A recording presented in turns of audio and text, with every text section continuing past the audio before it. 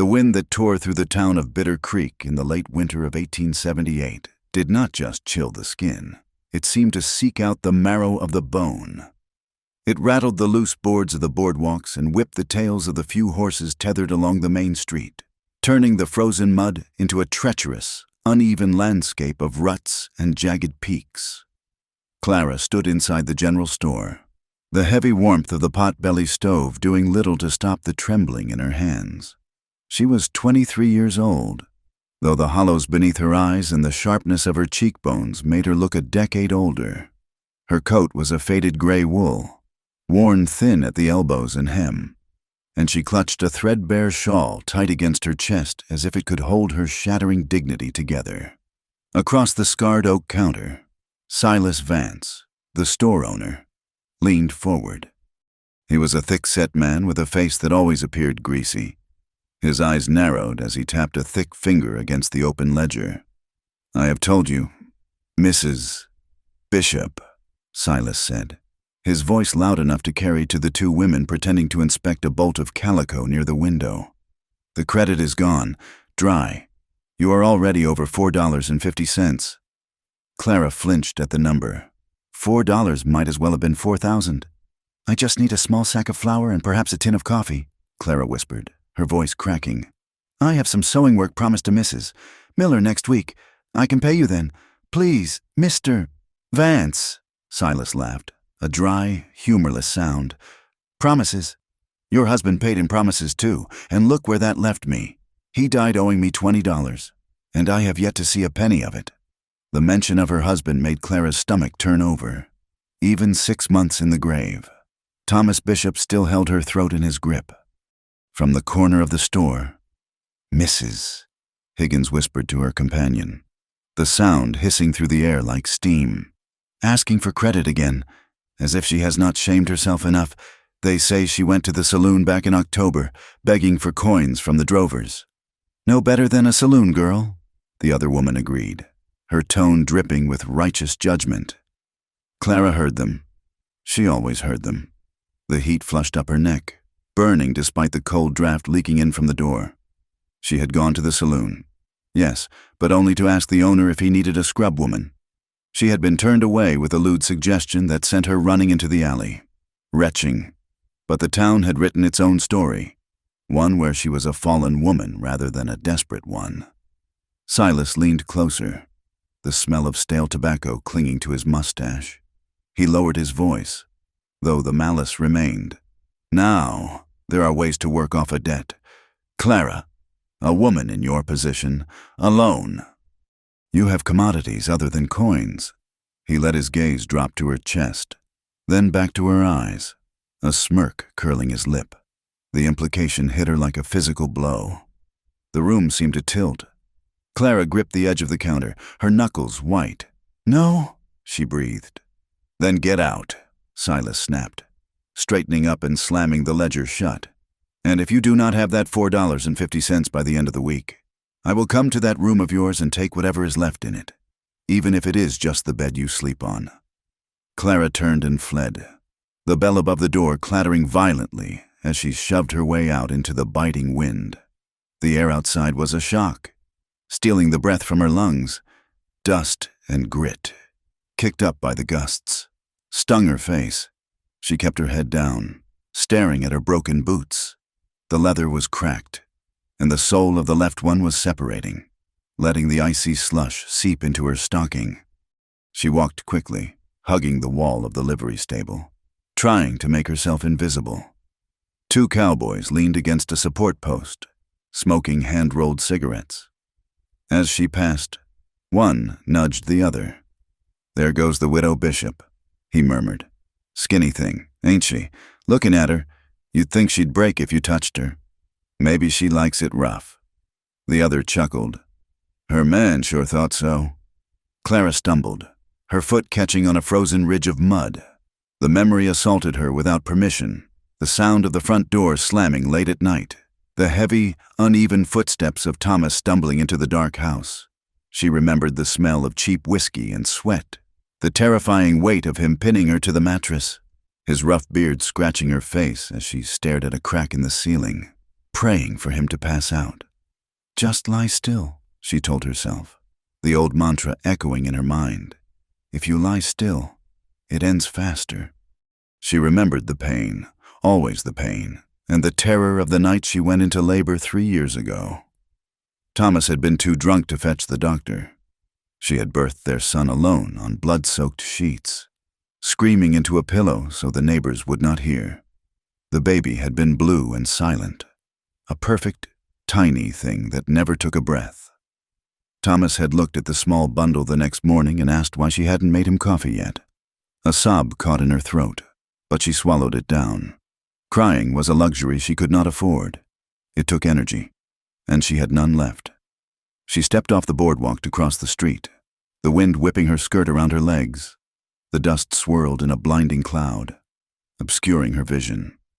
She did not hear the heavy rumble of wheels until the shout rang out. "Whoa! Hold up!" A massive shape loomed out of the dust, a pair of dark horses and the tall wheel of a buckboard wagon. Clara froze, her muscles locking up in pure panic. She stood paralyzed in the mud, staring up at the hooves that were seconds from striking her down. The horses reared back, their iron shoes sparking against a stone. As the driver hauled on the reins with powerful hands, the wagon skidded sideways, mud spraying, and came to a halt only 3 feet from where she stood, heart hammering against her ribs like a trapped bird. Clara gasped for air. The man on the wagon seat did not yell. He did not curse her for being a fool as the townspeople would have. He simply wrapped the reins around the brake lever and stepped down.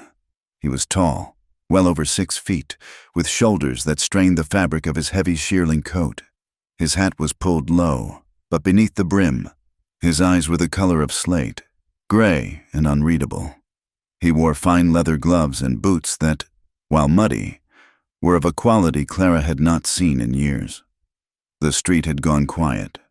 A few people stopped to watch. This was Ethan Caldwell. Everyone knew Ethan Caldwell. He owned the Iron Creek Ranch, the largest spread of land in the territory, stretching from the river all the way to the foothills. He was a man of immense wealth and even immense silence, rumored to be ruthless in business and cold in heart.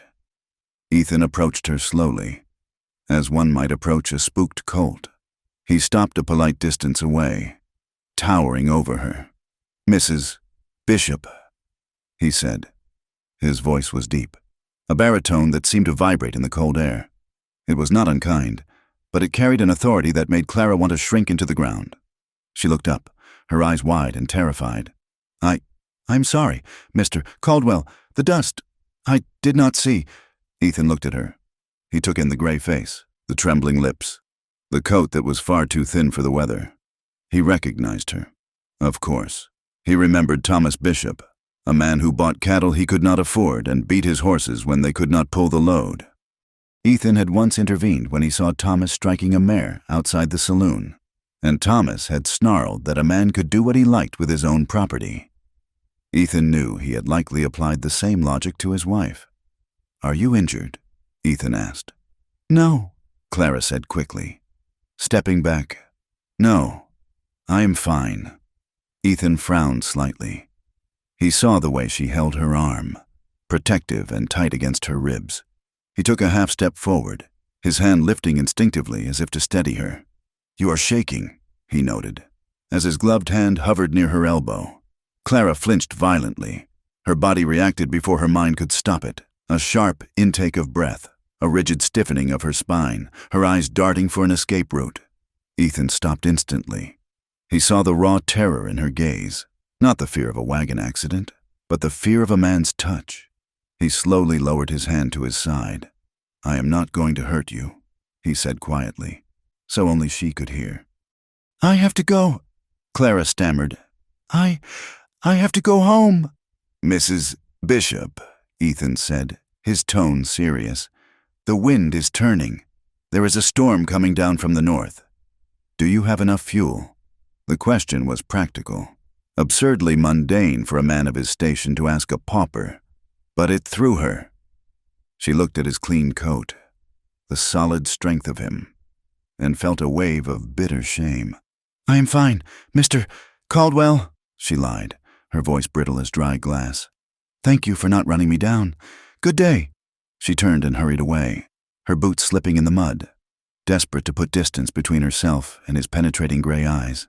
Ethan stood by his wagon, watching her retreat.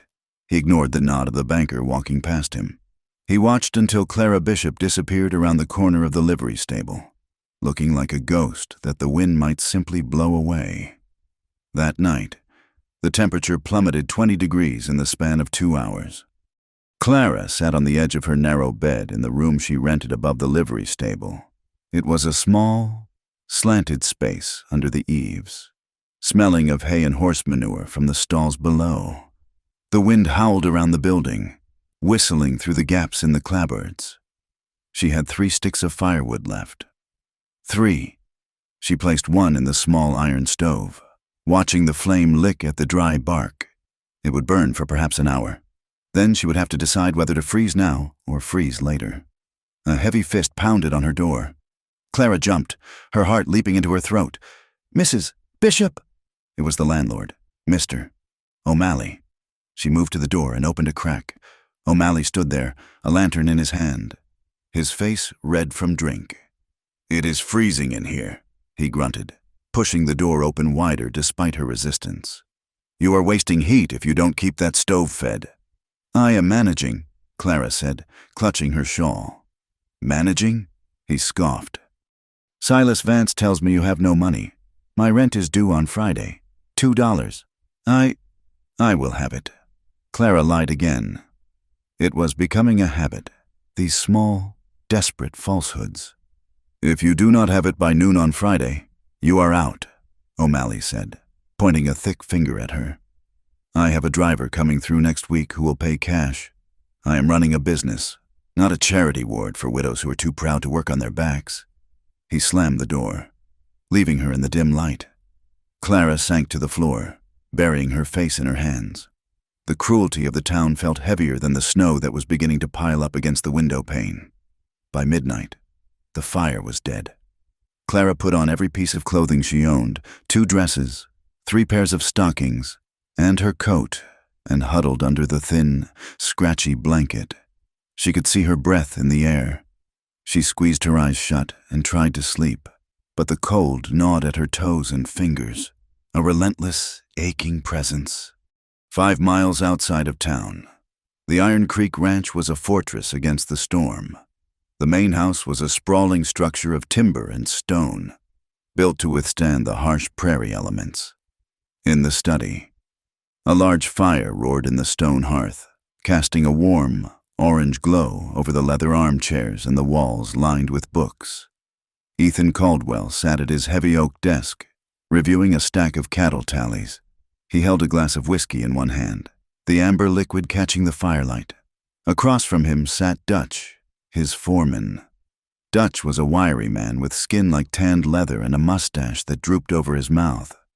"We are going to lose a few calves if this keeps up," Dutch said, listening to the wind batter the shutters. "But the herd is mostly in the lower pasture. They should have enough shelter in the timber." Ethan nodded, making a mark on the paper. "Double the feed for the horses in the morning, and tell the boys to check the line shacks. If anyone gets stranded out there, they won't last the night." "Right," Dutch said. He hesitated, turning his hat in his hands. "Cook says he needs help in the kitchen, says his arthritis is flaring up with the cold, and he can't lift the heavy sacks of flour anymore. And Mrs. Gable isn't coming out of town until the road's clear." "Find someone," Ethan said, not looking up. "Pay them well." "It's hard to find good help in winter," Dutch muttered. "Unless you want to scrape the bottom of the barrel. Saw you talking to that Bishop woman in town today." Ethan's hand paused. He looked up, his expression unyielding. And nothing," Dutch said quickly, sensing the shift in the air. "Just, folks say she's bad luck, say she's crazy, skittish as a wild hare and twice as useless. Wouldn't want that kind of trouble out here." Ethan set his pen down. He thought of the woman standing in the mud, her eyes wide with a terror that had nothing to do with the horses and everything to do with the man standing before her. He remembered the bruise-like shadows under those eyes. "She is starving." "Dutch," Ethan said quietly. "She's town business. Dutch countered. Not ours. Ethan stared into the fire. Town business seems to involve kicking her while she is down.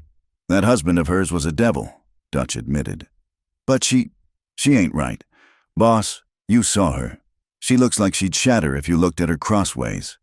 We need a helper, Ethan said, effectively ending the conversation.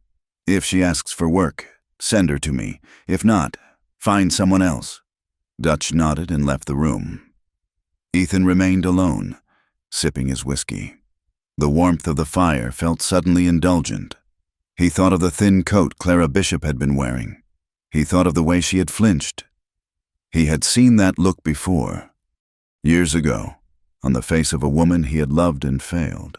The memory was an old wound, one that had scarred over but still ached when the weather turned.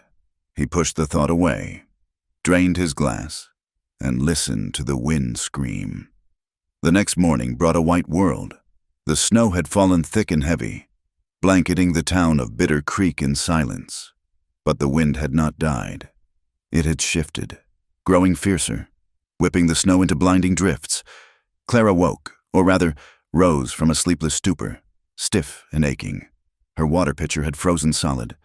She heard the shouting before the door opened. O'Malley was arguing with someone in the hallway. Then her door burst open. "Out!" O'Malley roared. He was not drunk this morning. He was hungover and mean. "I told you! Friday! It is Friday!" "It is barely dawn," Clara pleaded, standing up, her limbs clumsy with cold. "Mr. O'Malley, look outside. I cannot go out. I have the driver downstairs right now with cash in hand." O'Malley yelled. "He wants the room now, not later. You didn't pay. You didn't stay. That is the law." He strode into the room, grabbed her small battered trunk from the foot of the bed, and marched to the door. "No!" Clara cried, lunging for it. O'Malley ignored her. He walked to the top of the outdoor stairs that led down to the alley and heaved the trunk over the railing. It crashed into the slush below, the lock springing open, spilling her few meager dresses and personal items into the snow. "Get out," he hissed, blocking the doorway. "Before I call the sheriff and tell him you're trespassing." Clara stared at him, her chest heaving. There was no mercy in his eyes, none in the town. She grabbed her shawl, wrapped it tight, and ran down the stairs. She fell to her knees in the snow, frantically gathering her belongings. Her hands were numb within seconds. She shoved her clothes back into the trunk and managed to snap the latch shut. She stood up, shivering so hard her teeth chattered. Where could she go? The store? Silas would laugh at her. The church? The Reverend was currently in the next town over for a revival. A thought took hold of her, born of panic and delirium. The Miller homestead? Mrs. Miller had mentioned sewing work. The Millers lived 6 miles south. They were kind people. If she could just get there, maybe they would let her sleep in their barn. It was a foolish, desperate thought. 6 miles in a blizzard was a death sentence, but the alternative was sitting in the alley until she froze. Clara gripped the handle of her trunk. It was heavy, dragging her arm down. She began to walk. She kept her head down, moving toward the edge of town. The wind pushed against her, trying to knock her over. As she passed the last building, the blacksmith's shop, the open prairie stretched out before her, a vast, terrifying expanse of white nothingness. She stepped onto the road. 1 hour later, Clara no longer knew where the road was. The world had dissolved into a swirling vortex of white. The sky and the ground were indistinguishable. The wind roared in her ears, a deafening, physical weight. She had lost the feeling in her feet a mile back. Now, her legs felt like heavy logs that she had to drag through the knee-deep drifts. Her trunk acted as an anchor, pulling her down, but she refused to let go. It held the only thing she had left, her mother's Bible, a locket with a picture of her parents, the nightgown she had worn before Thomas had torn it. She stumbled, falling face first into the snow. The cold burned her skin like fire. "Get up," she told herself. "You have to get up." She pushed herself up, sobbing dry. Tearless sobs. She took another step, then another. The cold was creeping inward now. It was slowing her heart. Her thoughts became sluggish. She thought she saw a light in the distance, warm and yellow. Is that the Miller place? She moved toward it, drifting off the road, wandering blindly into the open pasture. She didn't feel the dip in the ground. Her foot caught on a buried sagebrush root, and she went down hard. This time, her fingers slipped from the handle of the trunk. She tried to push herself up, but her arms would not obey. The snow felt surprisingly soft against her cheek. It wasn't cold anymore. It felt like a heavy quilt. Just sleep, a voice whispered in her mind. Just lie still. If you lie still, it doesn't hurt. Clara closed her eyes. The wind howled over her, burying her darker shape beneath a relentless layer of white. Ethan Caldwell rode his black stallion, Midnight, along the fence line of the north pasture. The horse was powerful, bred for stamina, but even he was struggling in the drifts. Ethan's scarf was wrapped up to his nose, his hat pulled down tight. He had been out for 3 hours checking for strays. He had found 2 calves huddled in a ravine and had driven them toward the shelter of the tree line. He was heading back to the ranch house, eager for the fire and the whiskey. When Midnight shied, tossing his head. Easy, boy, Ethan soothed, patting the horse's neck. He looked to see what had spooked the animal. At first, he saw nothing but the endless white. Then, he spotted it. A dark, unnatural mound about 20 yards off the trail. It looked like a fallen log, or perhaps a dead calf. Ethan frowned. There were no trees here. He guided the horse closer. As he approached, the shape resolved itself. It was not a calf. It was a trunk. And beside it, half buried in the drift, was a person. Whoa! Ethan reined in and vaulted from the saddle before the horse had fully stopped. He waded through the snow, his heart pounding a sudden, frantic rhythm. He reached the figure and fell to his knees. He brushed the snow away from the face. It was Clara Bishop. Her skin was the color of porcelain, her lips a terrifying shade of blue. Ice crystals clung to her eyelashes. Mrs. Bishop, Ethan shouted over the wind, shaking her shoulder. Her head lolled back, limp. She was not shivering. That was the worst sign. Ethan ripped his gloves off. He pressed his fingers to the side of her neck. For a terrible second, he felt nothing. Then, a faint, fluttery pulse against his skin. She was alive, barely. He looked back toward town. It was 5 miles away. The doctor was there. If he took her there, he could leave her at the clinic, but the road was treacherous. The clinic was often empty in storms, and he remembered the gossip. He remembered the way she had looked at him, terrified. If he brought her back to town, to the people who had clearly cast her out into this storm, she would likely die of neglect or shame. Then he looked toward his ranch. It was 2 miles closer. He had heat. He had food. He had Mrs. Gable, the housekeeper, who was stranded there by the storm. But he also knew what it would mean. A single woman, a widow with a ruined reputation, living in the house of a bachelor rancher. The town would tear her apart. They would tear him apart too, though he cared little for that. Let them talk, he thought savagely. Memories of another storm, years ago, flashed in his mind. He hesitated then. He had waited for the proper time, the proper help. And because of his hesitation, there had been a funeral. He would not bury another woman because he was too worried about propriety. Ethan moved with efficient speed. He stripped off his heavy shearling coat. He lifted Clara's limp body. She weighed almost nothing, light as a bird bones, and pulled her upright. He wrapped his coat around her, buttoning it clumsily with his frozen fingers, enveloping her in his residual body heat. He left the trunk. It did not matter. He carried her to Midnight. The horse danced nervously, sensing the urgency. Ethan hoisted Clara up, balancing her across the saddle pommel, then swung himself up behind her. He pulled her back against his chest, wrapping one arm tightly around her waist to hold her in place, feeling the terrifying stillness of her body against his. "Go! Midnight! Home!" he commanded. The horse lunged forward, powering through the snow. The ride was a blur of white and cold. Ethan kept one hand on the reins and the other pressing Clara against him, trying to transfer some of his warmth into her. He tucked her face into his neck to shield her from the wind.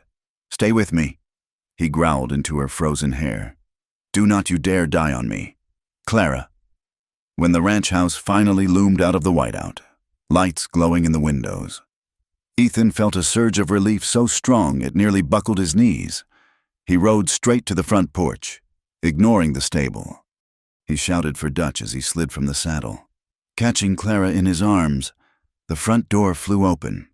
Dutch stood there, eyes widening as he saw his boss, shivering in just his shirt and vest, holding a bundle of gray wool. "Boss, what in the hell? Get the door!" Ethan roared, his voice cracking. "And get Mrs. Gable, now!" He didn't wait for an answer. He strode up the steps and kicked the door open, carrying Clara across the threshold. The heat of the house hit them, a wall of warmth smelling of pine wood smoke and beef stew.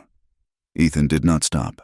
He carried her toward the fire in the great room, holding her tight, determined that this time he would not be too late.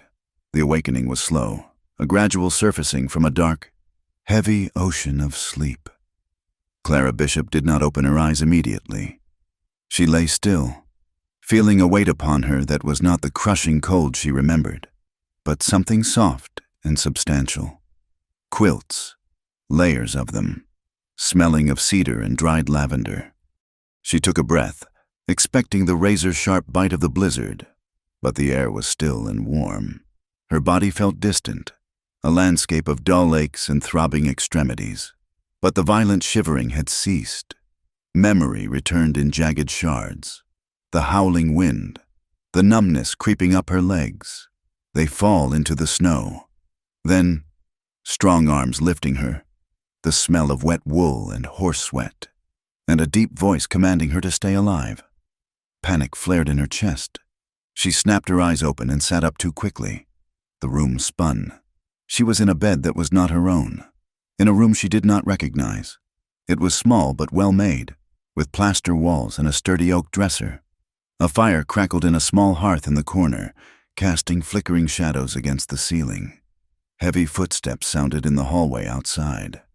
Clara scrambled backward, pressing herself against the wooden headboard, clutching the quilt up to her chin. Her heart hammered against her ribs like a trapped bird. Footsteps meant men. Footsteps meant demands. The door handle turned.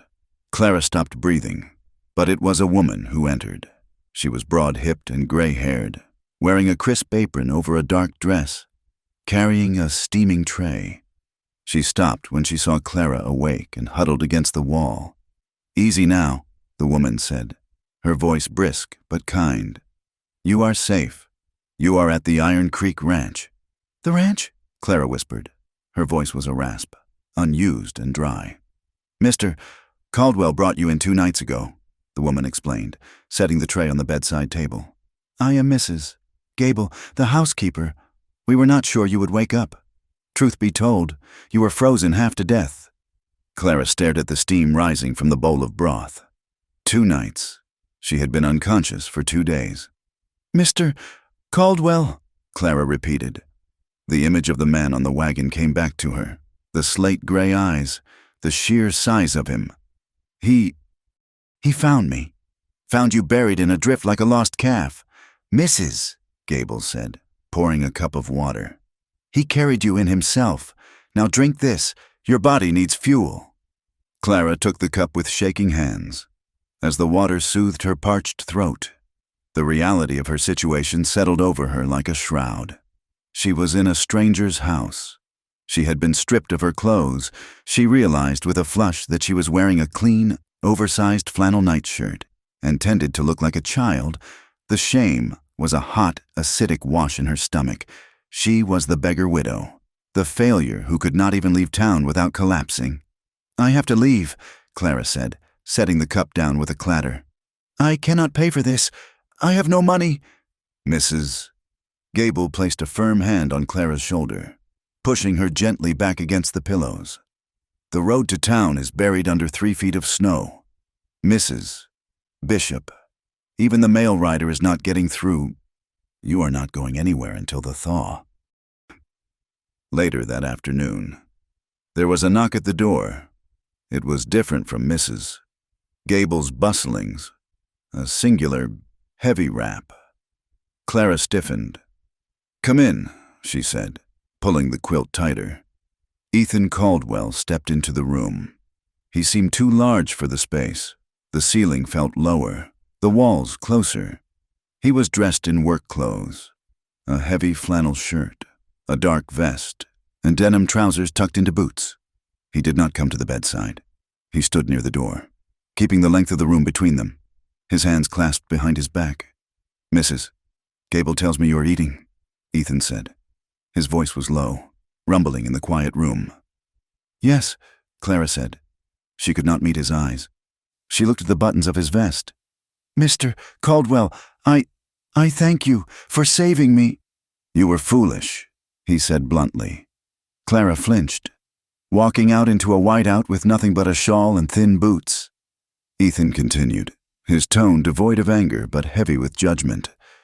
"That road is no place for a woman alone in winter. You could have died within a mile." "I had no choice," Clara said, her defense rising from a place of exhaustion. "My landlord. He threw my trunk into the street. I had nowhere to go." "You could have come to the ranch," Ethan said. "I have a bunkhouse full of men who manage to ask for help when they need it."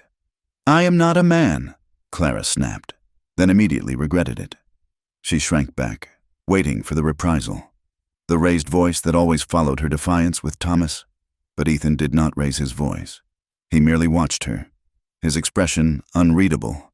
"No, you are not, and that makes the town's treatment of you all the more shameful." Clara's throat tightened.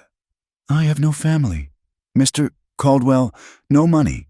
The store owner cut off my credit. I was trying to reach the Miller homestead to beg for sewing work." "The Millers are good people, but they are 6 miles south," Ethan said. "You made it 4 miles off course." Silence stretched between them, filled only by the popping of the firewood. Clara felt the weight of her debt to him. He had saved her life, fed her, and housed her. In the eyes of the world, she belonged to him now, in whatever way he chose to claim. The thought made bile rise in her throat. "I will pay you back," she said, her voice trembling. "I can work. I can scrub floors. I can mend." Ethan studied her. He saw the terror vibrating in her frame, the way she tracked his slightest movement like a cornered hare.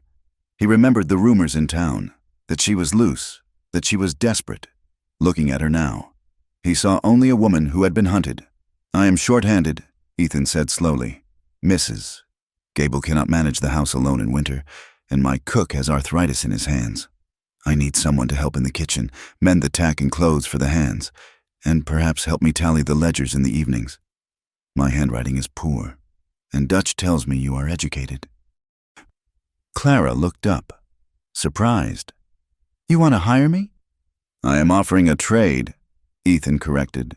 "Room and board for the remainder of the winter. You work for your keep. When the roads clear in spring, if you wish to leave, I will provide you with a horse and enough wage to get you to the city, if that is your aim. No debts, no interest." Clara searched his face for the trap. There was always a trap. Men did not offer safety without a price. Usually one paid in the dark. "And is that all?" Ethan's eyes narrowed slightly. Understanding her meaning, the temperature in the room seemed to drop. "I run a cattle ranch, Mrs. Bishop, not a brothel. I expect hard work, nothing else."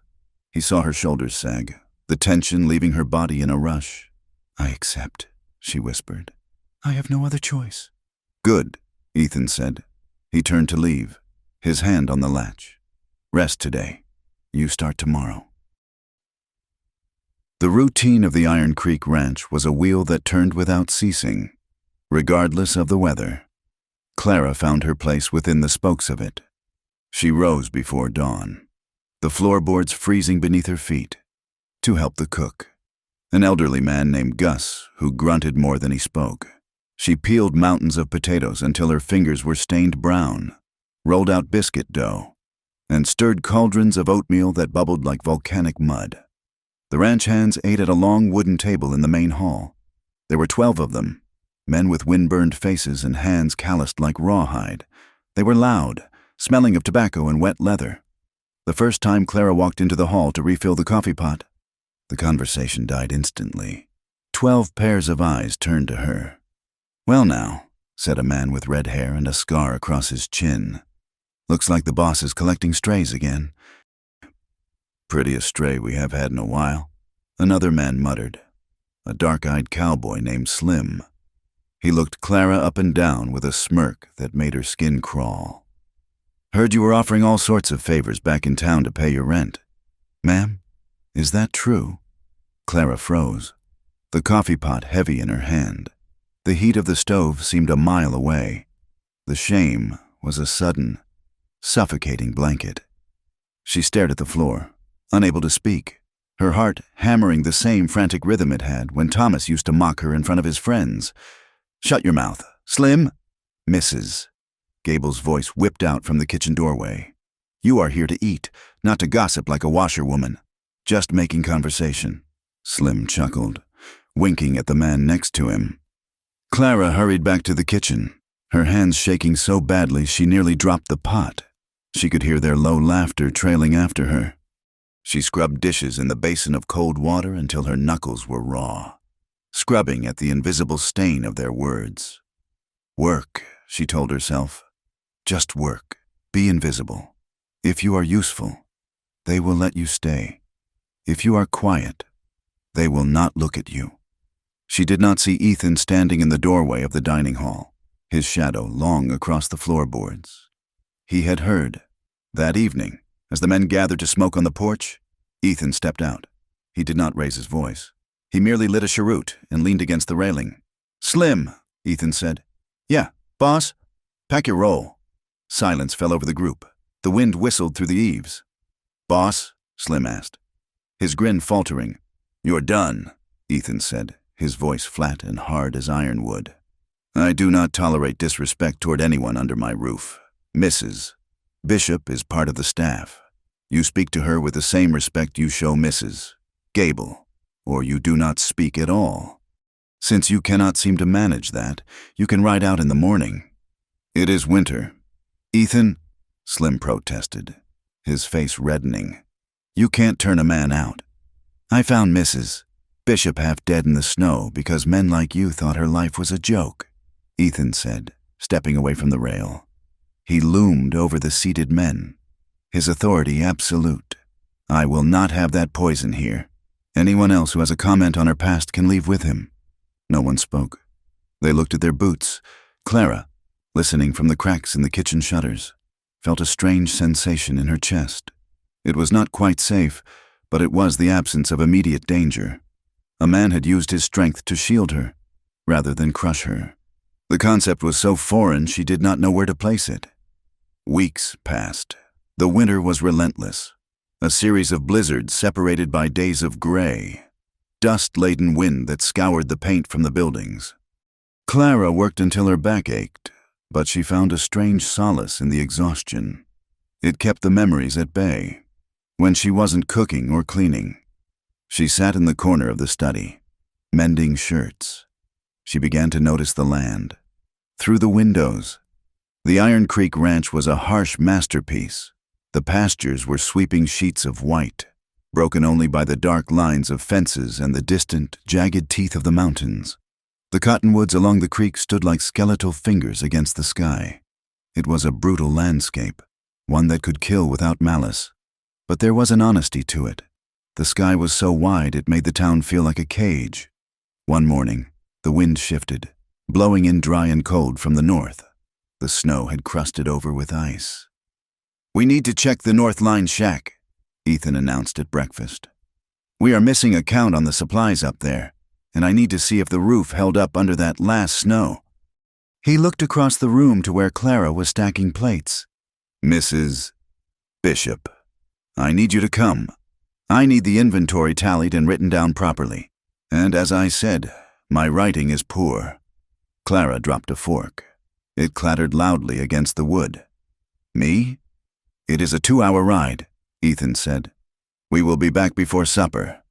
Panic, cold and sharp, pierced her chest. To be alone with him. Miles from the house, miles from Mrs. Gable.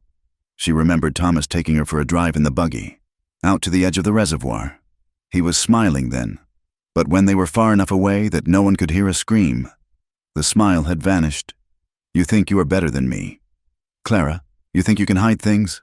I have bread rising, Clara stammered, wiping her hands on her apron. I cannot leave. Ethan watched her. He saw the way her eyes dilated, the way she unconsciously backed toward the wall. He realized his mistake. He had thought of her as an employee, forgetting she was a wounded animal. He paused, adjusting his hat. Actually, he said smoothly, Mrs. Gable needs to check the pantry stores at the shack as well. We will take the wagon. It will be slower, but we can bring back any hides the boys left up there. He looked at Clara. If Mrs. Gable comes, can you manage the tally? Clara let out a breath she hadn't realized she was holding. The presence of the housekeeper changed everything. It was a buffer, a witness. Yes, she whispered. Yes, I can do that. Ethan nodded once and turned away, but Clara saw the tension in his jaw. He had seen her fear, and instead of mocking it, he had accommodated it. The ride to the line shack was a journey into the heart of solitude. Clara sat in the back of the wagon with Mrs. Gable, wrapped in buffalo robes, while Ethan drove the team. The west stretched out around them, indifferent and vast. The ground was hard as iron, glazed with ice that cracked under the wagon wheels. In the distance, buzzards circled in a slow, lazy spiral over something dead in a ravine. A coyote, perhaps, or a calf that had strayed. Clara watched the birds. It was so easy to disappear out here. A person could fall, and the snow would cover them, and by spring, they would be nothing but bones and leather. It terrified her, yet there was freedom in it too. No one watched you here. The wind did not whisper gossip. They arrived at the shack, a rough timber cabin half buried in a snowdrift, while Mrs. Gable busied herself checking the tins of coffee and beans in the corner. Ethan and Clara worked at the small table. Ethan called out numbers from the shelves, and Clara wrote them in the ledger, her handwriting neat and looping.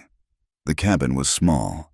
The air was thick with dust and the smell of dry pine.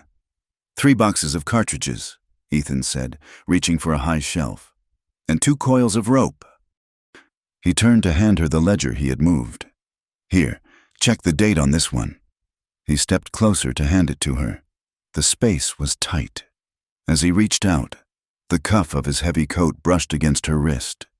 It was nothing touching, a graze of wool against skin, but for Clara, it was a trigger pulled. A jolt of electricity shot through her arm. The memory of Thomas grabbing her wrist, the bruising grip, the twist that forced her to her knees, flashed before her eyes with blinding clarity. Clara gasped, a sharp, strangled sound. She jerked her hand back as if burned. The ledger slipped from her fingers and hit the floor with a loud thud. She scrambled backward, her chair screeching against the wood floor, until her back hit the log wall. She was hyperventilating, her chest heaving, her eyes wide and unseeing. "No," she whimpered. I didn't mean to." Mrs. Gable dropped a tin of beans. Ethan froze. He held his hands up, palms open, showing he held nothing. He did not move toward her. He stayed perfectly still, like a statue carved from granite. "Clara," he said softly. It was the first time he had used her given name. "I am not him." Clara blinked, the room slowly coming back into focus. She saw the dust motes dancing in the shaft of sunlight. She saw Mrs. Gable looking at her with pity. She saw Ethan, standing 6 feet away, his face pale beneath his tan. She slid down the wall slightly, clutching her chest. I'm sorry, you startled me." Ethan slowly lowered his hands.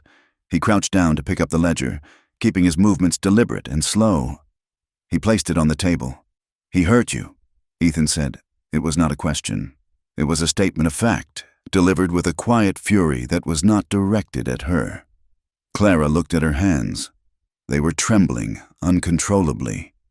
"Thomas, he had a temper when he drank, and when he didn't, He did more than have a temper, Ethan said, his voice tight. He made you afraid of your own shadow. I am sorry, Clara repeated, tears stinging her eyes. I am useless to you like this. I cannot even take a book from your hand. You are not useless, Ethan said firmly, and you have nothing to apologize for. We are done here. Let us go home. He walked out of the cabin into the cold air, needing to put distance between himself and the violence he could feel radiating from her memories. He wanted to find Thomas Bishop's grave and dig him up just to kill him again. That night, the wind returned with a vengeance. It rattled the shutters of the ranch house, sounding like someone trying to pry them open. Clara lay in her bed, staring into the darkness. Her wrist tingled where Ethan's coat had brushed it, but the sensation was getting mixed up in her mind with the phantom grip of her husband.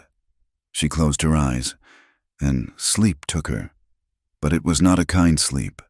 She was back in the house in town. The door slammed, heavy boots on the stairs.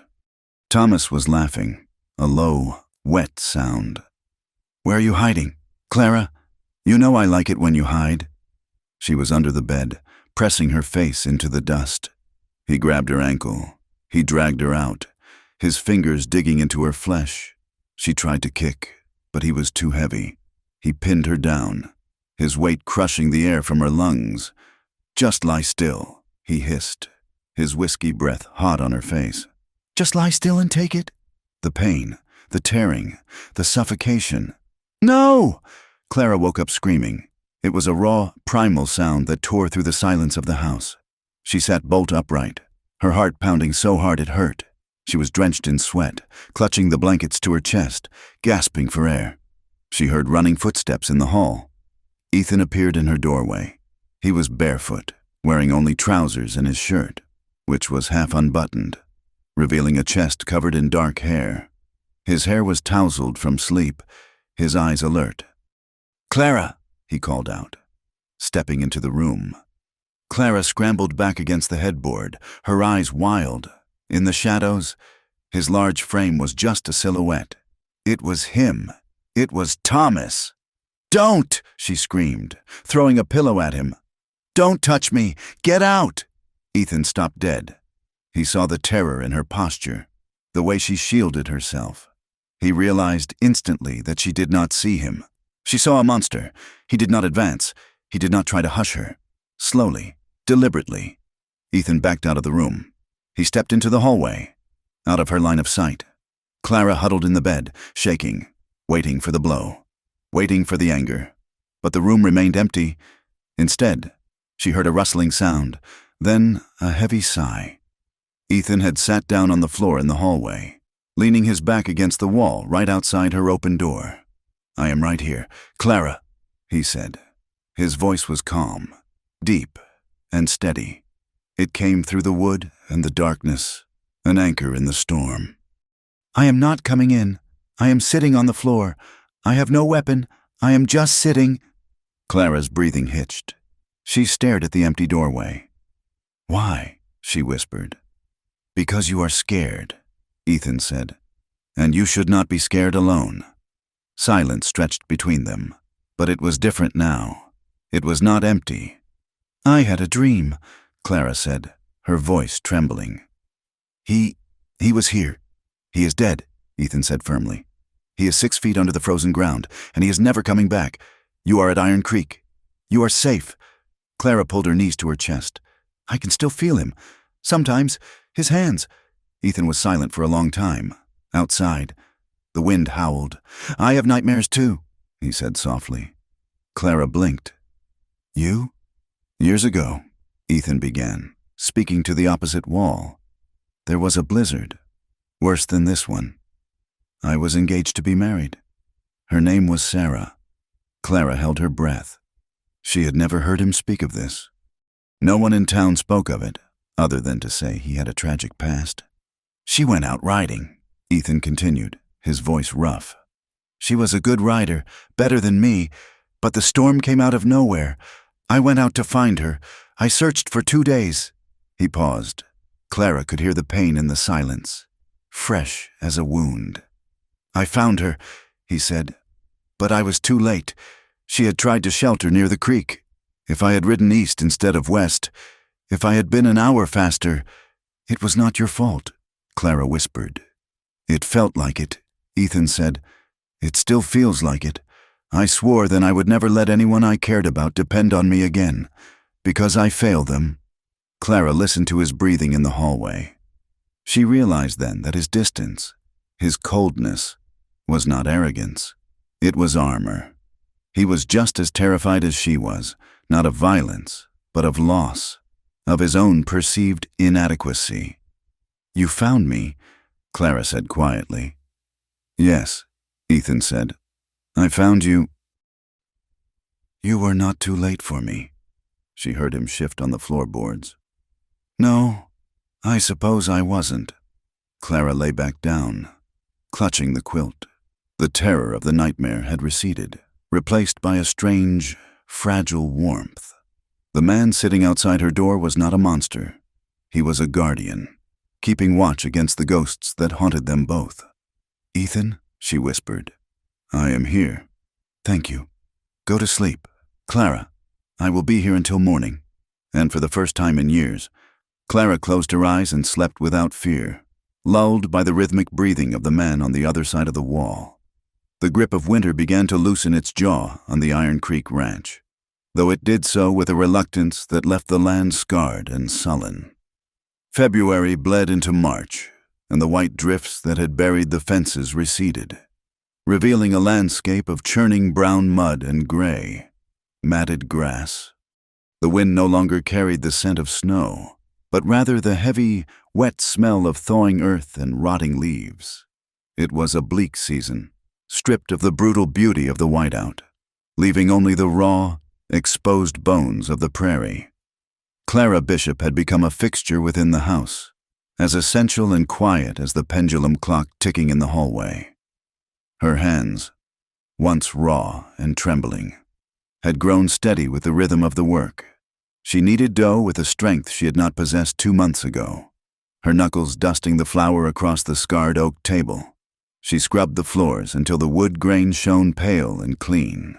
She mended the heavy canvas coats of the ranch hands, her needle flashing in the lamplight. Stitching shut the tears made by barbed wire and brambles. She moved through the house like a ghost who had decided to haunt the living by making them comfortable. She spoke little, keeping her eyes lowered when the men came in for meals, but she no longer flinched when a door closed too loudly. The terror was still there, coiled tight in her belly, but she had learned to step around it. The ranch hands, rough men who usually paid little mind to domestic matters, began to notice the change in the house. But more than that, they noticed the change in the boss. Ethan Caldwell was a man who belonged in the saddle or the study, managing the sprawling logistics of his empire. Yet, in recent weeks, he had found an unusual number of reasons to be in the kitchen. One Tuesday evening, as the sun dipped below the horizon, painting the sky in bruised purples and charcoals, Clara was finishing the dishes. The water in the basin was cooling, greased with the remnants of the beef stew. Ethan entered through the back door, stomping the mud from his boots. He carried a toolbox in one hand and a piece of planed oak in the other. Clara paused, her hands submerged in the water. Mr. Caldwell, is something broken? Ethan did not look at her directly. He knelt by the threshold between the kitchen and the pantry. This step, he said, his voice low. It creaked when Mrs. Gable walked on it this morning. The wood is rotting underneath. It is unsafe. Clara watched him. She had walked over that step 100 times and never heard a sound. I had not noticed. Sir. It is unsafe, he repeated firmly, prying the board loose with a hammer. He worked in silence, the muscles of his back shifting beneath his flannel shirt. Clara went back to washing, but her awareness of him was a physical pressure in the room. He was close, barely 5 feet away. She could smell the scent of him, leather, tobacco, and the crisp outdoor air. Every so often, she felt the weight of his gaze. He would pause, hammer in hand, and look toward the sink. He watched the curve of her neck as she bent over the basin, the stray wisp of hair that had escaped her pins. When she turned to dry a plate, his eyes would snap back to the wood, his jaw set in a hard line. It was not a predatory look. Clara knew what predatory looked like. She had lived with it for 3 years. This was something else. It was a look of hunger. Yes, but a hunger that seemed to be fighting itself, a longing that was laced with restraint. Mrs. Gable, entering from the dining hall with a stack of bowls, paused. She looked at Ethan on the floor, then at Clara by the sink. A small, knowing smile touched the housekeeper's lips, but she said nothing, merely setting the bowls down with a deliberate clatter that made Ethan jump. "Finished, Mr. Caldwell?" Mrs. Gable asked innocently. "Nearly," Ethan grunted, driving a nail home with a single, powerful blow. "I do not want anyone tripping while carrying a hot pot, that is all." He stood up, brushing the sawdust from his knees. He towered over the space, making the kitchen feel suddenly small.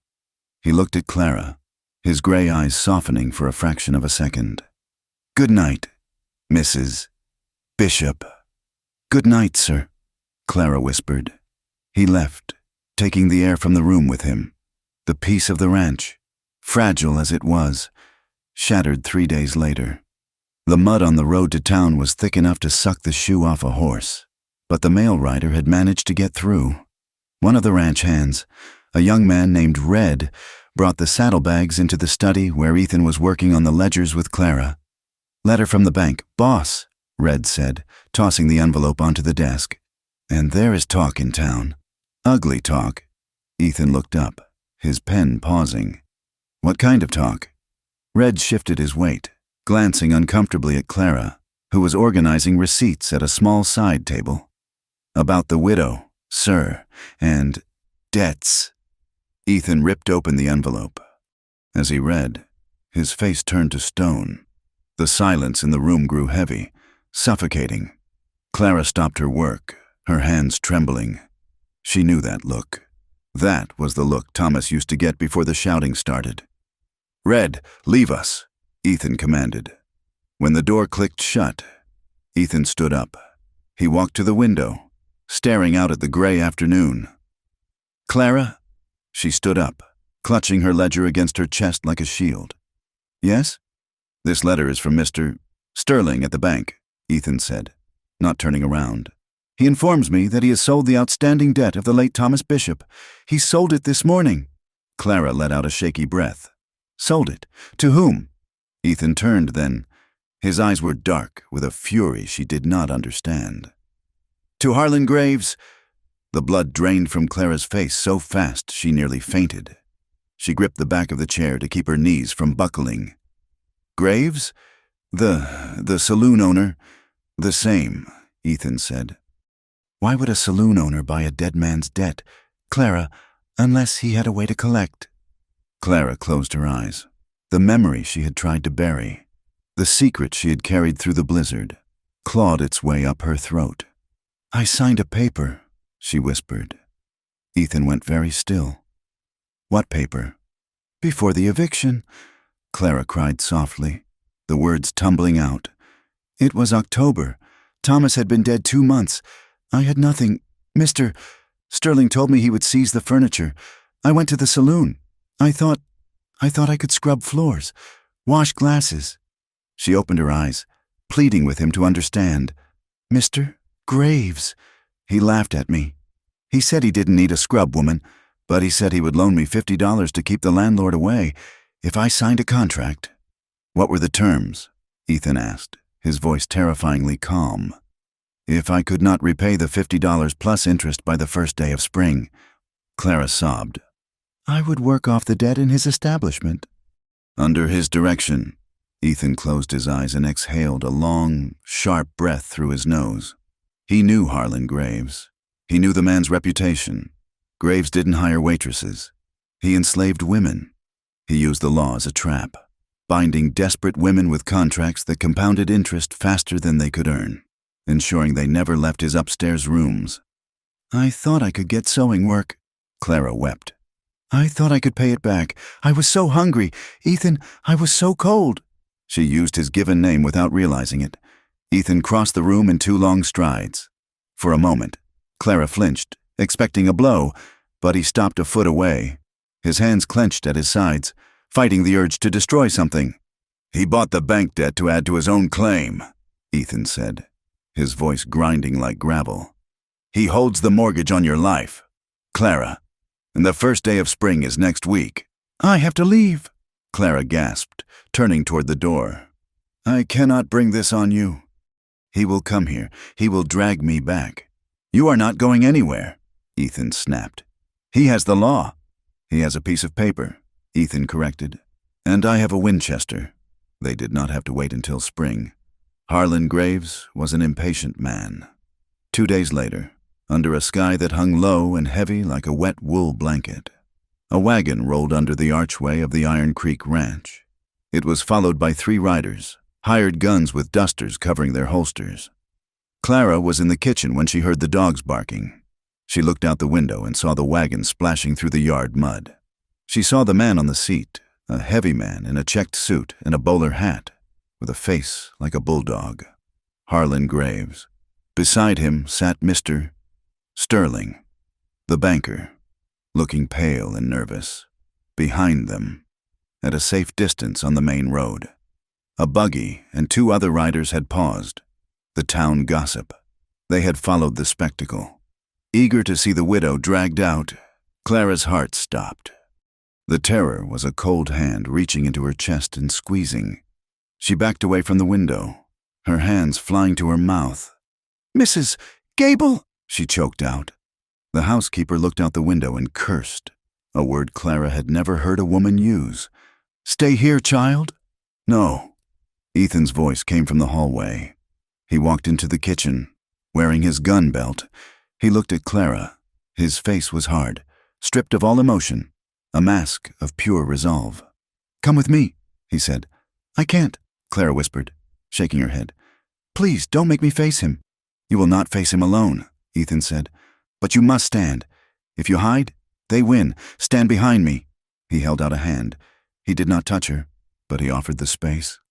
Clara looked at his hand, then at the window. She remembered the alley behind the saloon, Graves pinning her against the brick wall, his wet mouth near her ear as he whispered about how pretty she would look in red silk. She took a breath that shuddered through her entire frame. She stepped forward, not taking his hand, but walking in his shadow.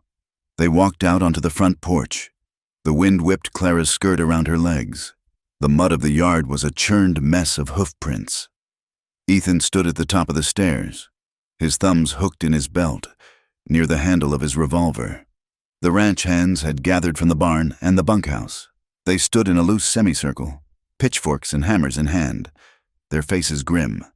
They didn't like the look of the hired guns. "Mr. Caldwell," Harlan Graves called out, climbing down from the wagon. His boots sank into the muck. He smiled, revealing yellowed teeth. "Fine day, isn't it? A bit wet, but spring is coming."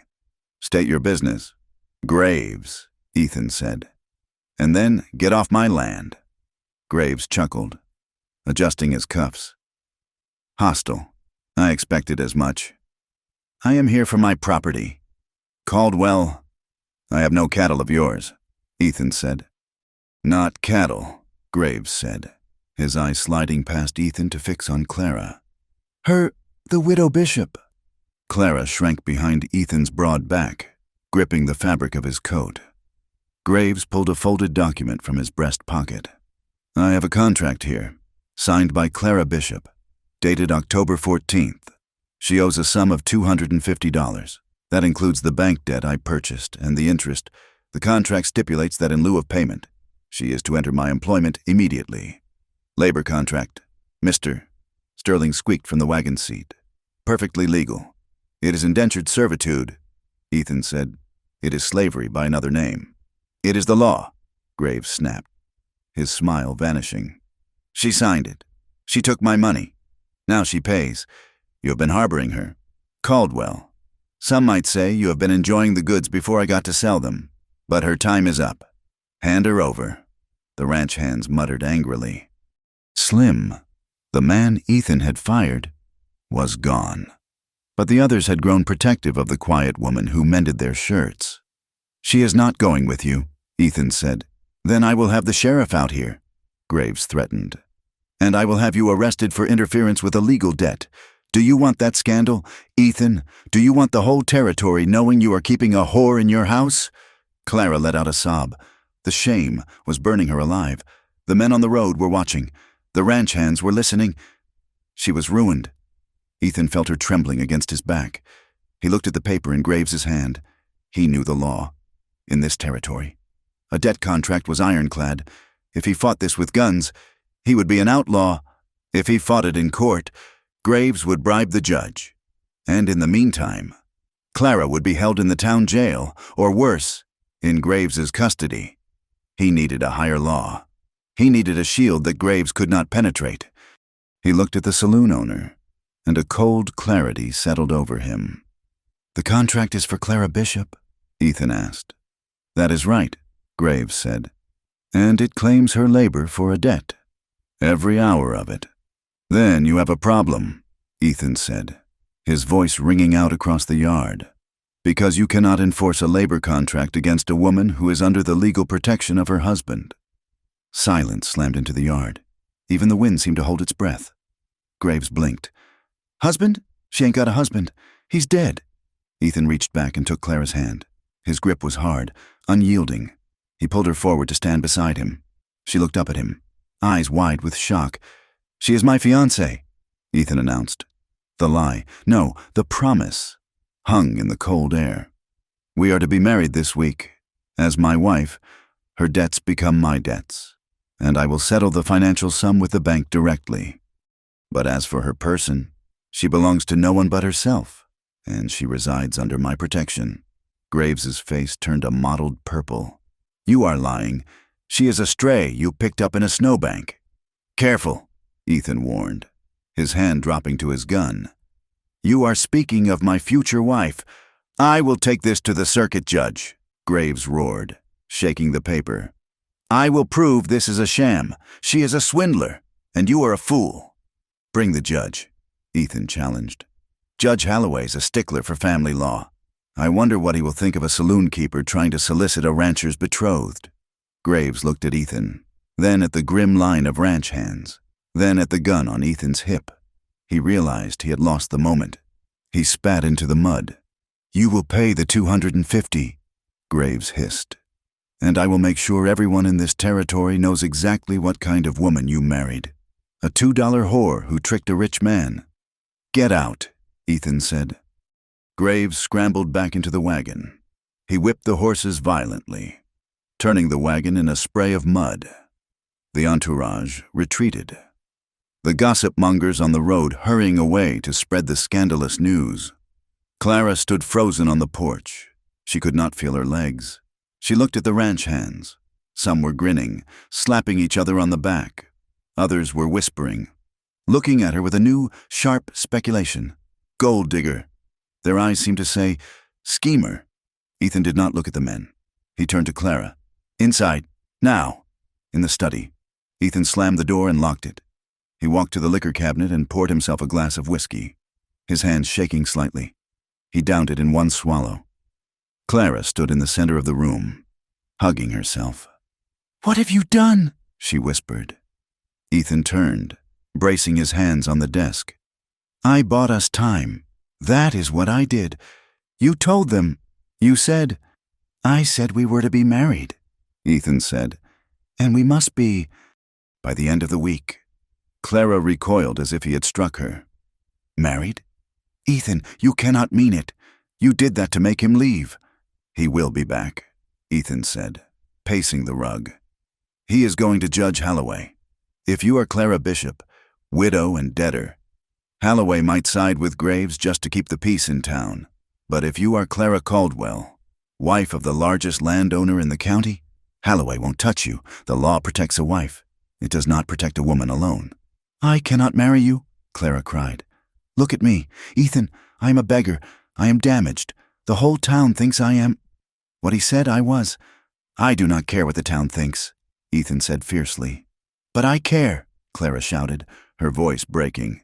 "I care that I would trap you. You have a life. You have a name. If you marry me, you drag all my filth into your house." "The house is big enough," Ethan said. He stopped pacing and looked at her. The anger drained out of him, leaving only a heavy, weary sadness. He thought of Sarah. He thought of the vow he had made to never let himself love again, to never be responsible for another heart. But looking at Clara, her thin frame shaking, her eyes terrified, he realized he had already broken that vow the moment he lifted her out of the snow. He was already responsible. "Clara," he said, his voice softening. "Sit down." She sank into the leather armchair, looking small and lost. Ethan pulled a chair opposite her. He leaned forward, elbows on his knees. "I am not offering you a romance. I know you are not ready for that. Maybe you never will be. And I am not a man who is easy to be with. I carry my own ghosts." Clara looked at him, tears tracking through the dust on her cheeks. "But I can offer you safety," Ethan said. "Real safety. Not just a lock on the door, a name, a legal standing. If you marry me, graves cannot touch you. No man can ever force you to sign anything again." Clara's breath hitched. Safety. It was the one thing she had craved for 3 years. But the cost. "A marriage," she whispered, her face flushing scarlet. "A marriage means duties, expectations." She could not say the words. The bed, the dark, the weight. Ethan understood. He saw the panic flaring in her eyes. "No," he said firmly. Clara looked up. "I want to be clear," Ethan said, holding her gaze. "I'm asking for your hand in partnership. I need someone to help run this house. You need protection. That is the bargain." He took a deep breath, forcing himself to speak the next words. "I will not touch you, Clara, not in that way, not unless you ask me to. You have my word. You will have your own room. I will not force a husband's rights upon you." Clara searched his face. She looked for the lie. Thomas had promised he wouldn't hurt her, too, but Ethan's gray eyes were steady. There was a hardness in them.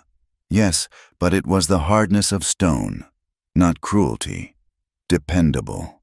"You want a family," Clara said softly. "I heard you speak Dutch once. You want children." Ethan looked away, a muscle ticking in his jaw.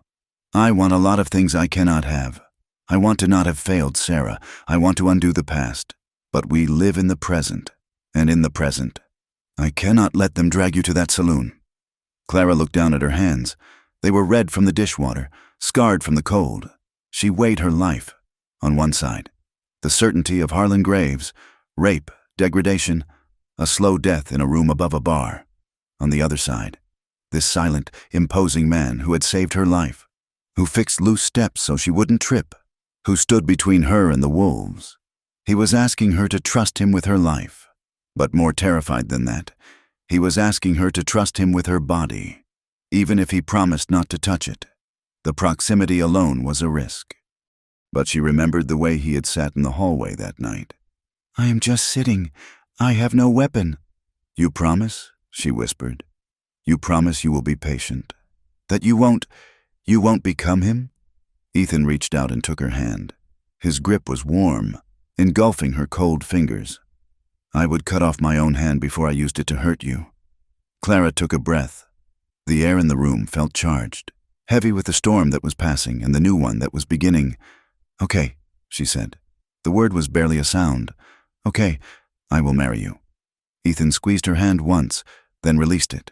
He stood up, looking exhausted, but relieved. "Good," he said. "I will send it to the preacher tomorrow." He turned to the window to hide his face, because for a moment, when she had said yes, a flicker of something hot and bright had sparked in his chest.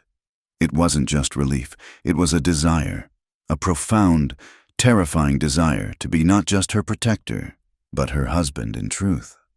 He shoved the feeling down, locking it away in the same dark box where he kept his guilt. He had given his word. He would keep her safe, even if it meant living with a hunger that would never be fed. "Go rest, Clara," he said gruffly. "We have a lot to do." Clara stood and walked to the door. She paused, looking back at his rigid back.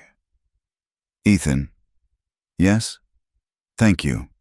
She slipped out.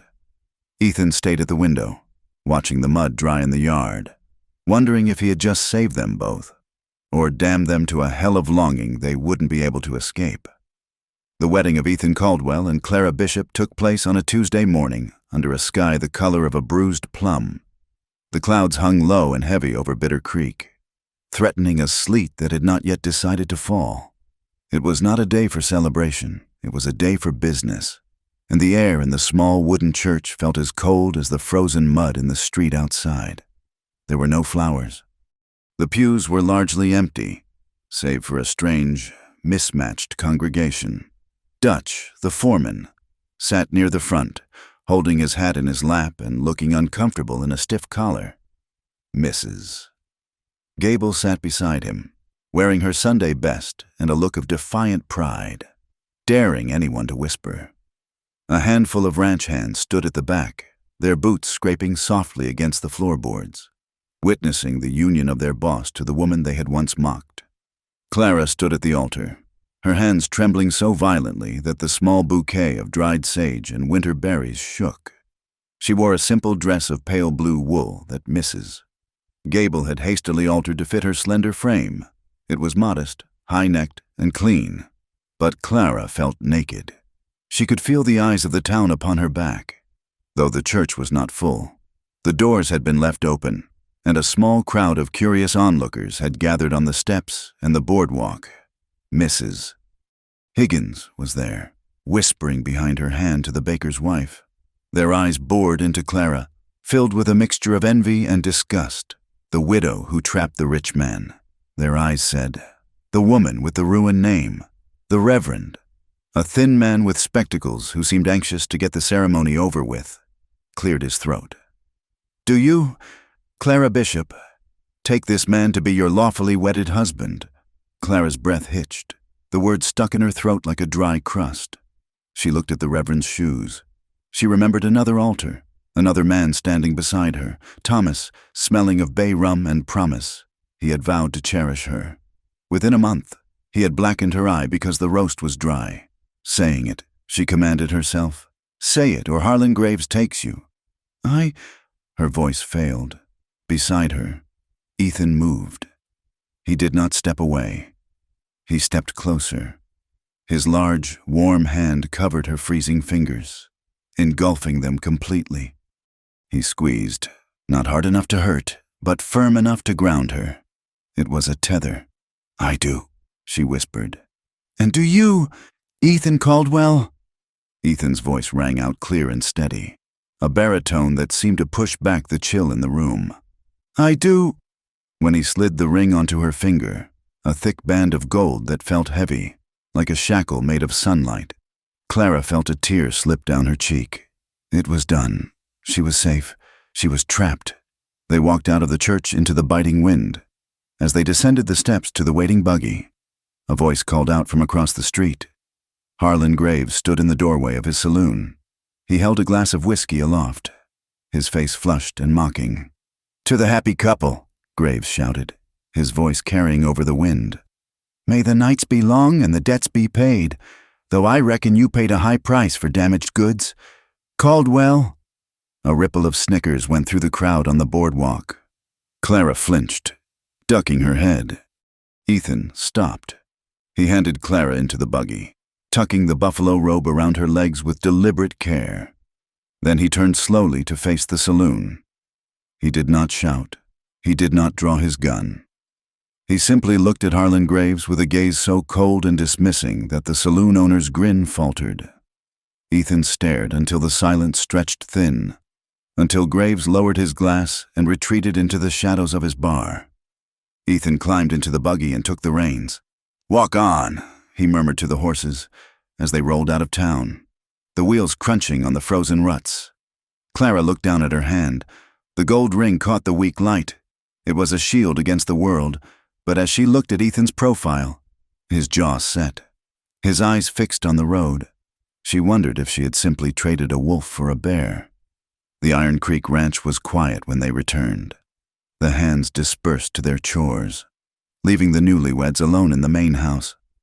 That night, the wind picked up, whistling around the corners of the stone foundation. The house was warm. The fires banked high, but Clara felt a chill that went bone deep. She stood in the center of the master bedroom. It was a large room, dominated by a massive four-poster bed carved from dark walnut. It looked like a ship in a harbor, vast and imposing. Her small trunk had been moved in, sitting forlornly at the foot of the bed. Ethan was lighting the oil lamp on the dresser. He turned the wick down low, casting the room in a soft, amber glow. He had removed his coat and tie, and the informality of his shirt sleeves made Clara's heart hammer against her ribs. "Clara," he said, turning to face her. She jumped slightly. "Yes?" Ethan looked at the bed, then at her. He saw the way she stood, rigid, arms wrapped around herself, eyes darting to the door. "I meant what I said," Ethan said quietly. "I will not touch you." "I know," Clara breathed. "But this is your room, your bed." "It is our room now," Ethan corrected. "But it is a big bed. There is plenty of space." He walked over to a heavy leather armchair near the fireplace. He picked up a quilt from the back of it. "If you prefer, I can sleep here tonight. Or in the bunkhouse. But the bunkhouse is cold. And Gable would have questions if the groom slept in the barn on his wedding night." Clara looked at the chair. It looked uncomfortable and small for a man of his size. She felt a sudden, sharp pang of guilt. He had saved her life. He had married her to save her honor, and now she was banishing him to a chair because she was too broken to lie beside him. "No," she said, her voice trembling but firm. "No, Ethan, you need to sleep. You have work in the morning." "Clara, the bed is big enough," she interrupted, forcing herself to walk toward it. "I will stay on my side. You stay on yours." They prepared for bed in a stilted, agonizing silence. Ethan turned his back while she changed into her nightgown, hurrying to bury herself under the heavy quilts. She lay on the far edge of the mattress, staring at the wall, pulling the covers up to her chin. She felt the mattress dip as Ethan lay down on the other side. He did not get under the quilts. He lay on top of them, wrapping himself in a separate woolen blanket. He blew out the lamp. Darkness swallowed the room. "Good night, Clara," his voice came from the dark, deep and rough. "Good night," she whispered. She lay awake for hours. She listened to the wind. She listened to the steady, rhythmic breathing of the man beside her. He was so close. If she reached out her hand, she would touch his shoulder. The heat from his body radiated across the space between them. Conflicting emotions swirled in her chest like a dust devil. She was relieved. Yes, the terror of the act, the weight, the pain, the invasion was not to be faced tonight. But beneath the relief was a strange, stinging hurt. "He does not want to touch me," she thought. "I am so damaged, so thin and scarred, that it is easy for him to keep his promise." It was a foolish thought. She had begged for this distance, but the shame of being unwanted sat heavy in her stomach, warring with the fear of being taken. She fell asleep eventually, curled into a tight ball, guarding herself against a threat that never came. In the weeks that followed, the strange new rhythm of their life began to settle. Clara was no longer the charity case. She was Mrs. Ethan Caldwell. The change in her status was subtle but profound. When she walked into the dining hall, the men stood up until she was seated. They took off their hats. They called her ma'am with a deference that was genuine. Even the ones who had smirked before now looked at her with a wary respect. Perhaps because they feared Ethan, or perhaps because she carried herself differently now. Mrs. Gable became less of a supervisor and more of a mentor. "You need to know the books," the housekeeper said one morning, slapping a heavy ledger onto the kitchen table. "Ethan can run the herds, but he forgets to order flour until we are down to the last sack, and he pays too much for grain." Clara took to the task with a desperation to be useful. She found she had a head for numbers. She organized the pantry inventory, found a cheaper supplier for coffee in the city, and began to track the calving rates in a way that made sense. One evening, Ethan came in from the cold, smelling of snow and horses. He stood by the fire, warming his hands, while Clara sat at his desk. "We are low on fencing wire," he muttered. "I need to send a wagon to the depot." "We have 3 spools in the shed behind the barn," Clara said without looking up from her writing. "I counted them yesterday, and the price of wire has gone up 10 cents a roll, so we should wait until next month to order more if we can." Ethan turned to look at her. He stared for a moment, a look of surprise crossing his face. Then, a slow nod. "You counted the shed?" "I did," Clara said.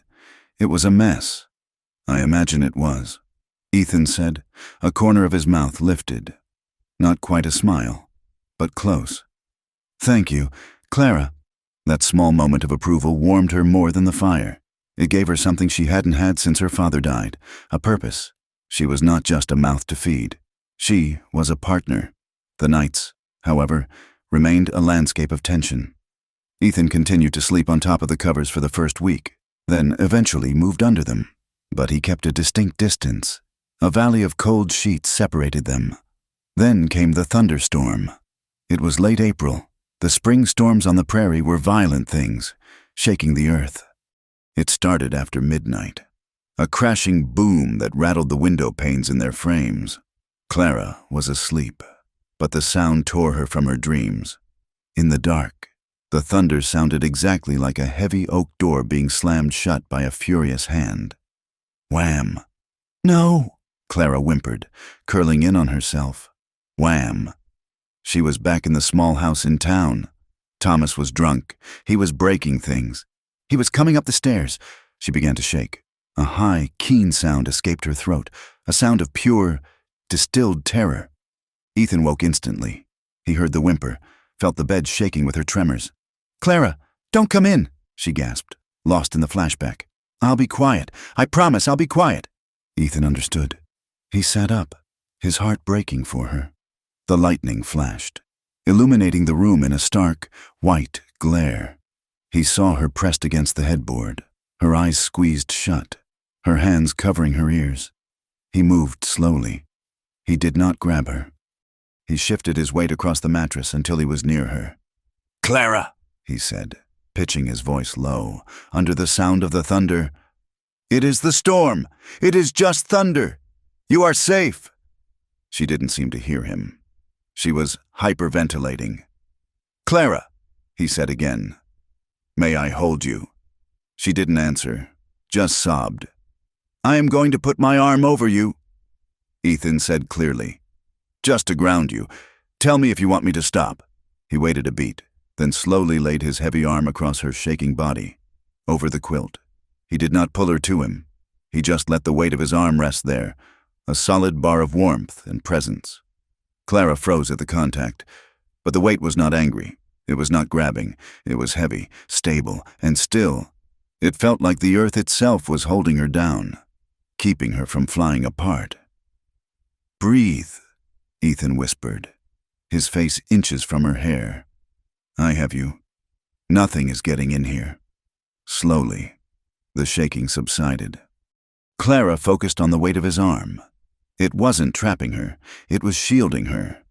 She opened her eyes and saw the outline of his shoulder in the dark. "Ethan," she whispered. "I'm here."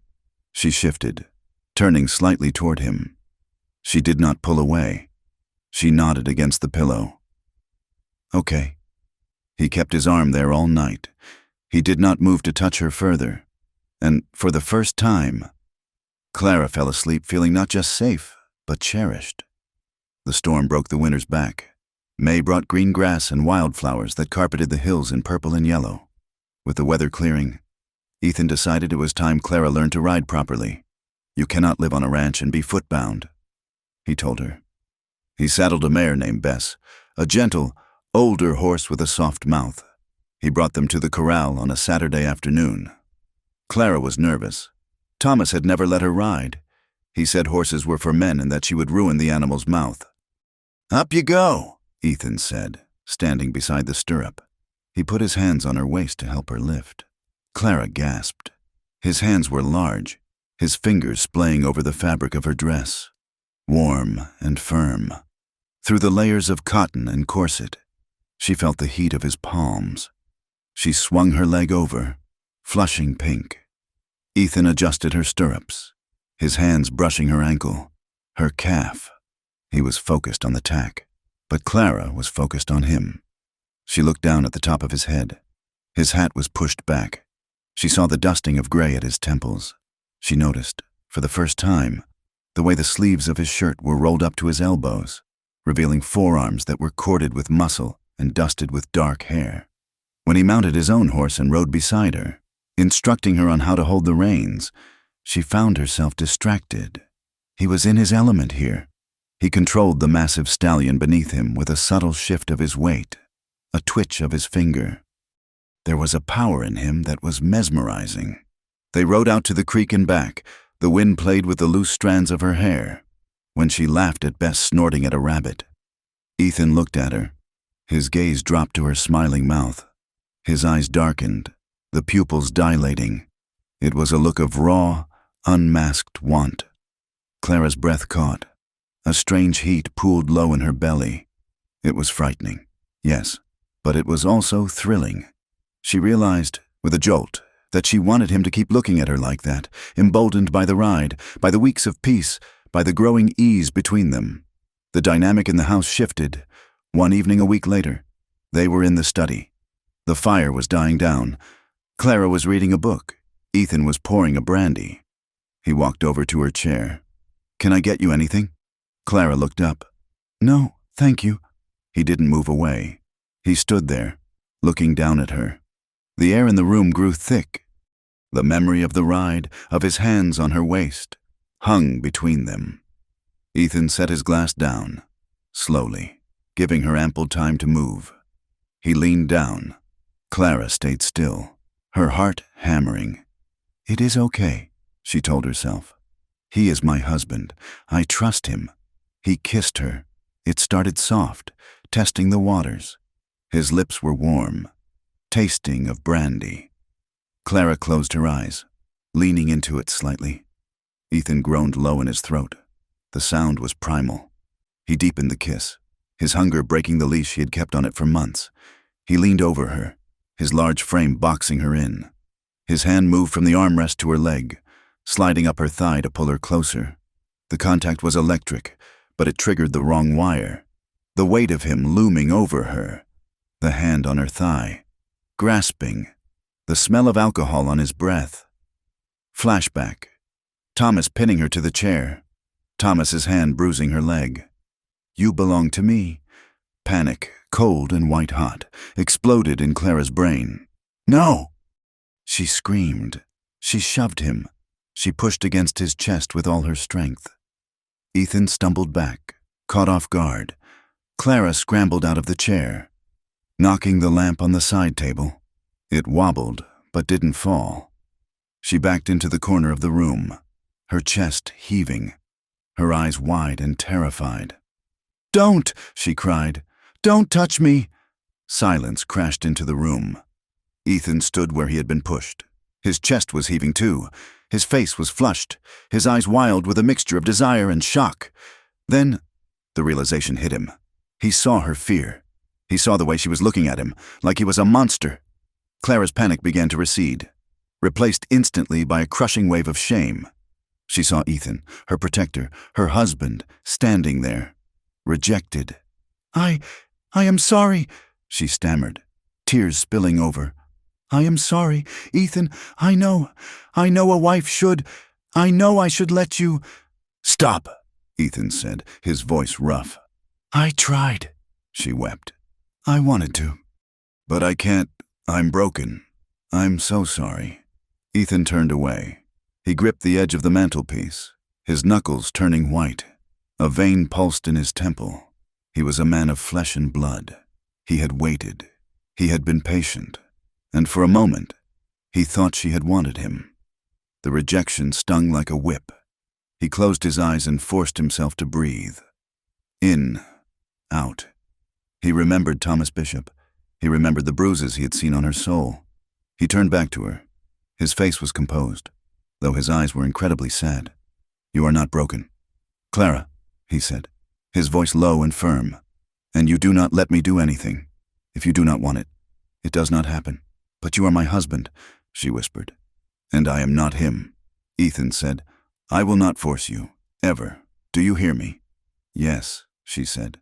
"Go to bed, Clara." The distance grew after that night. It wasn't an angry silence, but a careful one. They were like two people walking on thin ice, terrified that one wrong step would plunge them back into the dark water. Ethan began to stay out later. He rode the fence lines until long after dark. Twice, he didn't come back to the house at all, sleeping in the bunkhouse, claiming they had an early start on branding. Clara lay in the big bed alone, staring at the empty pillow. She felt like she had failed a test. She had proven to him that she was exactly what the town said: damaged goods, useless as a wife. She wondered if he regretted saving her. She wondered if he was thinking of the saloon, where women knew how to be touched without screaming. The town noticed the distance, too, or rather, they invented it. Rumors began to swirl that the marriage was a sham, that they slept in separate rooms, that Ethan was miserable. 2 weeks later, Clara drove the wagon into town for supplies. She needed thread and flour. She walked into the mercantile, her head held high, though her hands were sweating in her gloves. Mrs. Higgins and Mrs.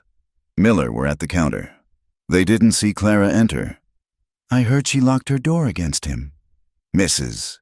Higgins whispered loudly. Poor Ethan, trapped with a frigid little shrew. Well, what did he expect? Mrs. Miller sniffed. She trapped him for the money. She doesn't want a husband. She wants a purse. She is manipulative. That one. Played the victim to catch the biggest catch in the county. "It's a sin," Mrs. Higgins agreed. "Denying a husband his rights. It's unnatural." Clara stood frozen in the aisle. The words cut through her like knives. Frigid, manipulative, unnatural. Tears welled in her eyes, hot and stinging. She turned and ran out of the store, abandoning her list. She hurried to the wagon, climbing up and hiding her face in her hands, sobbing quietly. She felt stripped bare. They were right. In their own cruel way, they were right. She was denying him. She was a burden. "Clara?" Ethan's voice. He had ridden into town to meet her and load the heavy sacks. He rode up to the wagon, seeing her hunched form. He dismounted in a second, his boots hitting the dirt hard. "Clara, what is it?" He reached up, touching her arm. "Are you hurt?" Clara shook her head, unable to speak. She pointed vaguely toward the store. Ethan looked at the mercantile. He saw Mrs. Higgins and Mrs. Miller standing in the doorway, watching with a malicious glee. His face darkened. The temperature around him seemed to drop 20 degrees. "Stay here," he commanded softly. He walked toward the women. He did not rush. He moved with the slow, inevitable momentum of a landslide. The woman stopped smiling as he approached. "Mr. Caldwell." "Mrs." Higgins twittered nervously. "We were just—" "I know what you were doing," Ethan said. His voice was not loud, but it carried down the street. "You were gossiping about my wife." "We only express concern." Mrs. Miller tried to say, "You are malicious harpies." Ethan cut her off. "Now listen to me. You, Mrs. Higgins, your husband owes the bank for his thresher, and you, Mrs. Miller, your son works on the Henderson ranch. Does he not?" The women went pale. "If I hear one more word spoken against Clara," Ethan said, his voice like a blade, "I will buy your husband's note from the bank and call it in the next day, and I will tell Henderson he can choose between keeping your son or selling his beef to me." You wouldn't," Mrs. Higgins gasped. "Try me," Ethan said. "Clara is my wife. You will treat her with respect, or you will find out just how ruthless I can be. Good day, ladies." He turned his back on them and walked back to the wagon. Clara had heard every word. She stared at him as he climbed up beside her and took the reins. He was shaking with suppressed rage. He had threatened to ruin people for her. He had claimed her, publicly and fiercely, not because of a debt contract, but because she was his. Ethan. she whispered. He looked at her. The anger in his eyes faded, replaced by concern. "Let's go home, Clara." Clara nodded, wiping her tears. A mix of emotions swirled in her chest, gratitude so deep it ached, and a fresh, sharp guilt. He defended her with everything he had, and she still couldn't give him the one thing he asked for. But as she looked at his hands on the reins, steady, capable, dangerous to others but gentle with her, she knew that the wall inside her was beginning to crack, not from fear, but from the sheer force of his loyalty. Spring arrived in the high country not as a gentle awakening, but as a violent upheaval. The snow did not simply melt. It surrendered to a biting wind that tore down from the mountains, turning the frozen drifts into torrential creeks and the hard-packed roads into quagmires of sucking mud. Yet, beneath the brutality of the weather, life insisted on pushing through. Purple crocus blooms stabbed through the crust of the earth, and the bawling of newborn calves echoed against the canyon walls. The Iron Creek Ranch was a hive of desperate activity. The calving season had come early and hard. Coinciding with the late freeze, Ethan Caldwell was rarely in the house. He rode out before dawn. His coat collar turned up against the sleet and returned long after dark, smelling of wet wool, blood, and exhaustion. Clara watched him from the kitchen window, her heart beating a strange, anxious rhythm. She kept a pot of coffee hot on the stove at all hours, knowing he would need it. On a Tuesday morning, the wind was particularly vicious, carrying a stinging grit that rattled the window panes. Clara was kneading dough, her arms dusted with flour, when a shout rose from the yard. It was not the usual call of a ranch hand moving cattle. It was a frantic, high-pitched yell. "Help! Get the door!" Clara froze. She wiped her hands on her apron and ran to the front hallway. Through the glass of the front door, she saw a sight that stopped her breath. Dutch and another hand, a burly man named Caleb, were carrying a heavy shape between them. Ethan? His hat was gone. His head lolled back against Dutch's shoulder, and a dark, glistening streak of crimson ran from his hairline down over his eye, dripping onto his collar. Clara threw the door open, heedless of the cold wind that blasted into the hall. "What happened?" she cried, her voice trembling. "Thrown!" Dutch grunted, struggling under Ethan's dead weight. He was trying to rope a heifer in the mud. The horse slipped and went down hard, rolled right over him. "Bring him in," Clara commanded, stepping back. "To the bedroom, now!" She did not wait for them. She turned and ran to the kitchen, grabbing a basin and the kettle from the stove. She stripped the clean linens from the warming rack. Her feet were bare, but she did not feel the cold floorboards. She felt only a singular, icy focus. By the time she reached the bedroom, the men had laid Ethan on the quilt. He was pale, his skin gray beneath the tan, and he was not moving. The blood looked shockingly bright against the white pillowcase. "Get the doctor," Clara said, setting the basin down. "Road is washed out at the creek crossing." "Ma'am," Caleb said, wringing his hat in his hands. "We can't get a wagon across." "Then ride a horse," Clara snapped, wringing out a cloth in the steaming water. "Go, now!" The men fled, relieved to have orders. Clara was alone with him. She sat on the edge of the bed. Her hands, which had shaken so violently on her wedding day, were suddenly steady. There was no room for fear now. "Ethan," she whispered. He did not answer. His breathing was shallow. Clara gently wiped the blood from his forehead. It was a nasty gash, jagged and deep, but as she cleaned it, she saw the skull was not depressed. She pressed her fingers to his neck, finding a pulse that was strong and steady. She unbuttoned his shirt, her fingers flying over the fastenings. His chest was bruised, a large purple welt forming over his ribs where the saddle horn or a hoof had struck him. Seeing him like this mountain of a man, usually so invincible, now broken and silent, did something to Clara. It cracked the shell she had built around herself. She touched his cheek, feeling the roughness of his stubble. She realized, with a sudden, terrifying clarity, that if he died, the safety he had built for her would crumble, but it was more than safety. She looked at his closed eyes, his strong nose, the mouth that had kissed her once and then apologized for it. "Do not leave me," she whispered, the tears finally spilling over. "Please, Ethan, you are all I have." She realized then that he was not just her protector. He was her husband, and she cared for him with a fierceness that frightened her. Ethan woke to the smell of arnica and lamp oil. His head felt as though it had been split open with an axe.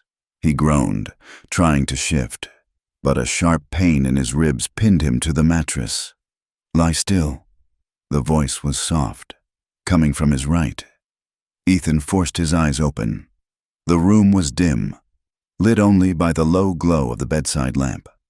Clara was sitting in the armchair, pulled close to the bed. Her head was resting on her hand, her eyes heavy with exhaustion, but she was watching him.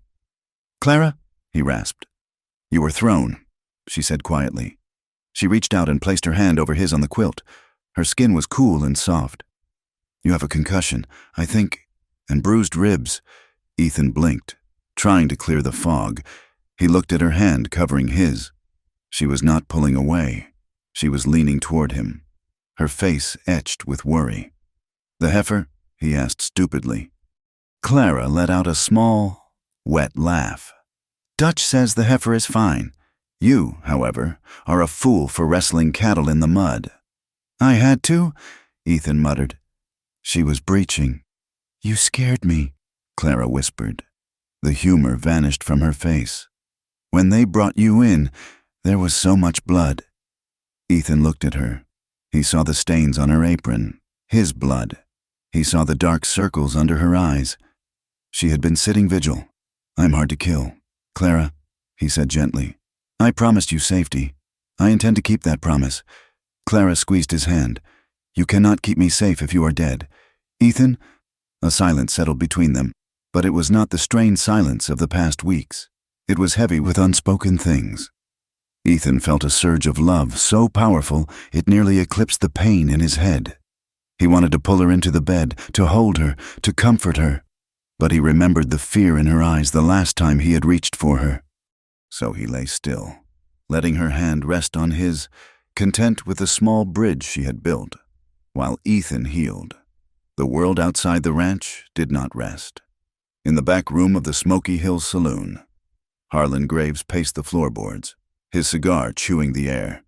The banker, Mr. Sterling, sat at a table, looking nervous. Across from him sat Sheriff Brody, a man whose badge was tarnished and whose eyes were always looking for the next drink. "The wedding was a farce," Graves spat. "Everyone knows it. They don't sleep in the same bed. She is a debtor hiding behind a sham marriage." "The law recognizes the certificate," Sterling pointed out meekly. "Judge Holloway is difficult." "Holloway is in the capital for the next 3 weeks," Graves said, turning on him with a predatory grin. "By the time he gets back, I will have my property. I hear Caldwell took a bad fall. He's bedridden, weak." "You want to raid the Iron Creek Ranch?" Sheriff Brody asked, skepticism lining his face. "Caldwell has men—" "We are not raiding," Graves corrected. "We are executing a warrant for fraud.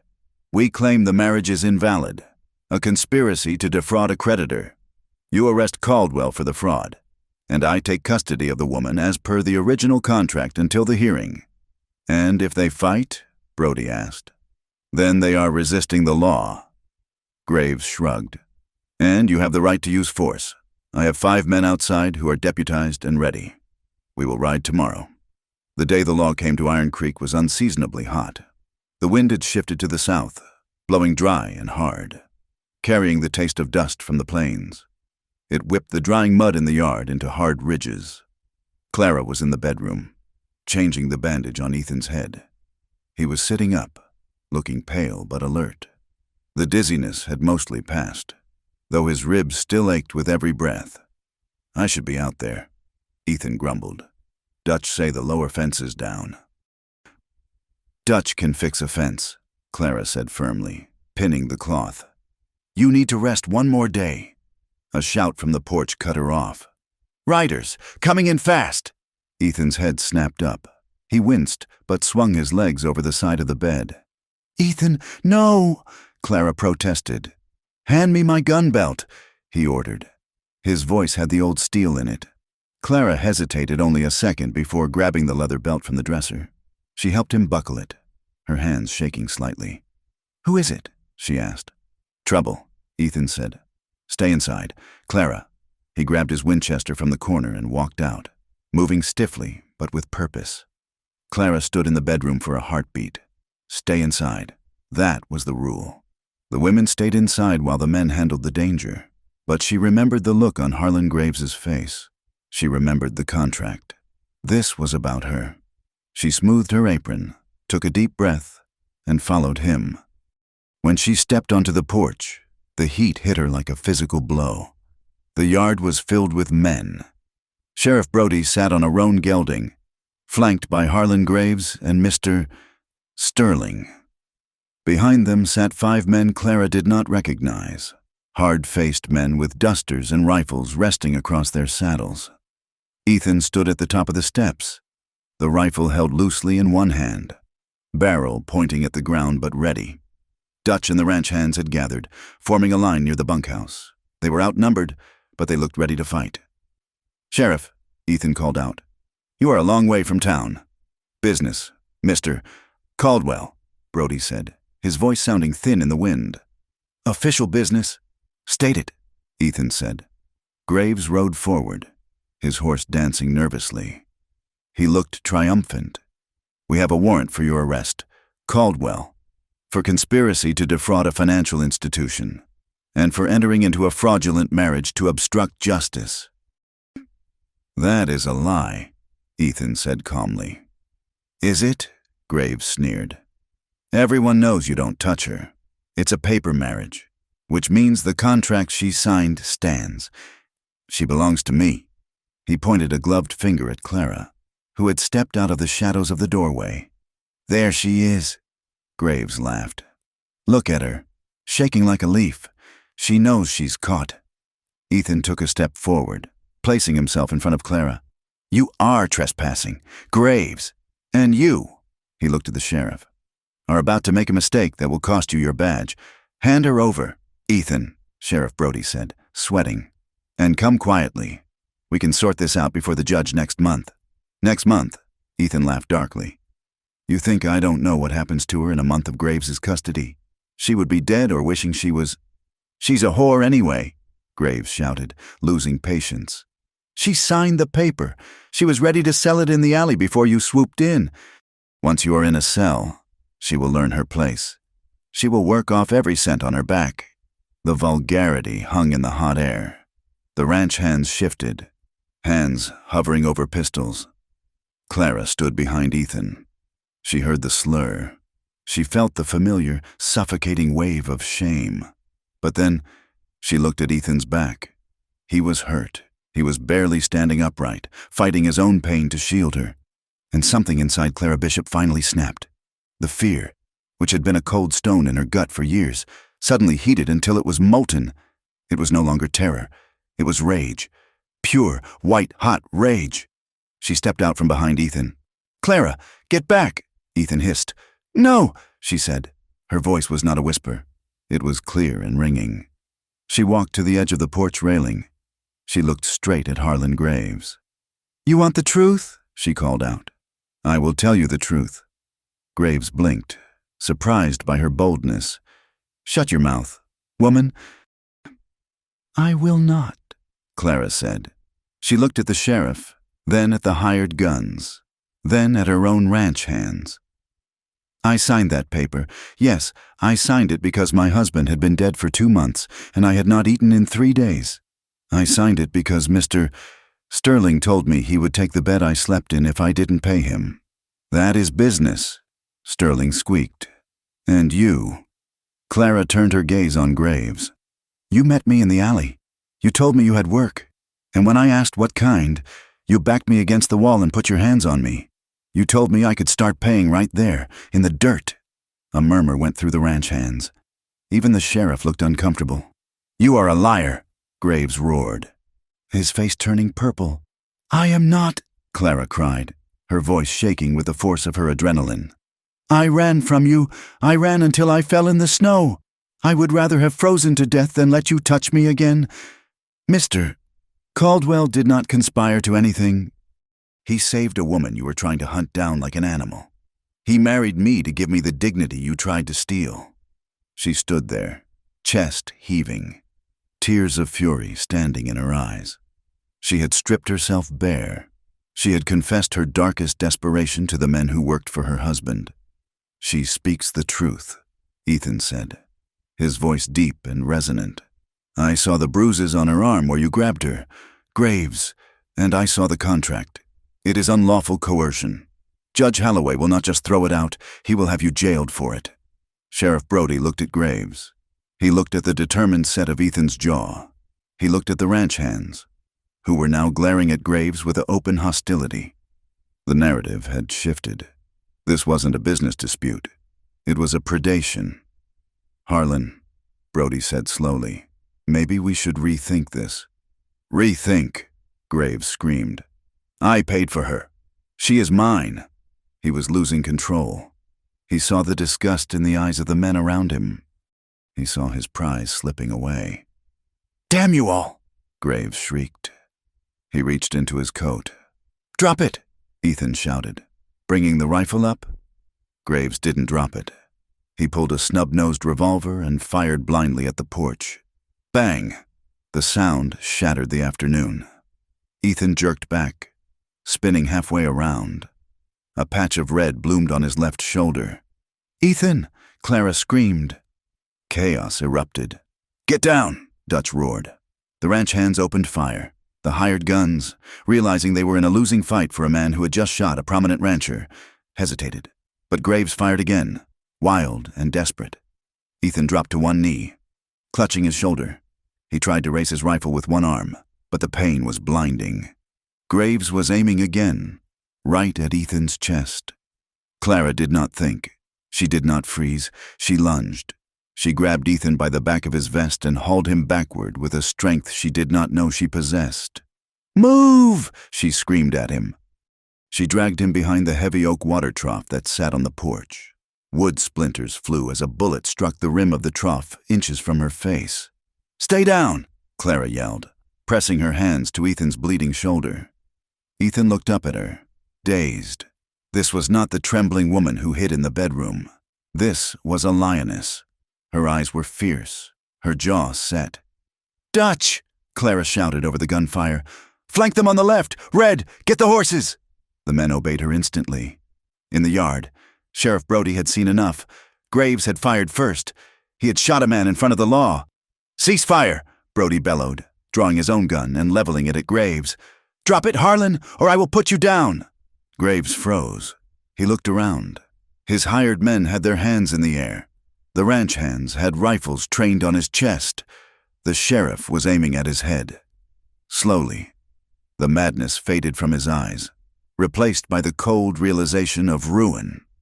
He dropped the revolver into the mud. "Check him," Brody ordered the deputies.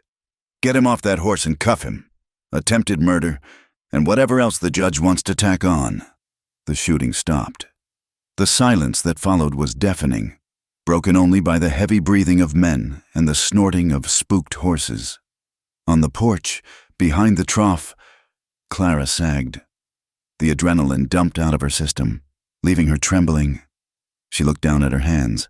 They were covered in Ethan's blood, fresh blood, mixed with the dust of the fight. Ethan reached up with his good hand and touched her face. "Clara," he breathed. She looked at him. I yelled at Dutch." "You did," Ethan rasped, a ghost of a smile touching his lips. "You saved my life." The aftermath was a blur of grim efficiency. Sheriff Brody, eager to salvage his own reputation, was apologetic as he hauled Graves away in the back of the wagon. The hired guns were disarmed and sent packing with a warning never to return to the territory. The ranch hands moved with a subdued respect. They looked at Clara differently now. She wasn't just the boss's wife. She was the woman who had stared down a gun and dragged the boss to safety. She was Iron Creek. As the sun began to set, painting the sky in bloody streaks of orange and violet, Clara helped Ethan into the bedroom. The bullet had passed through the fleshy part of his shoulder.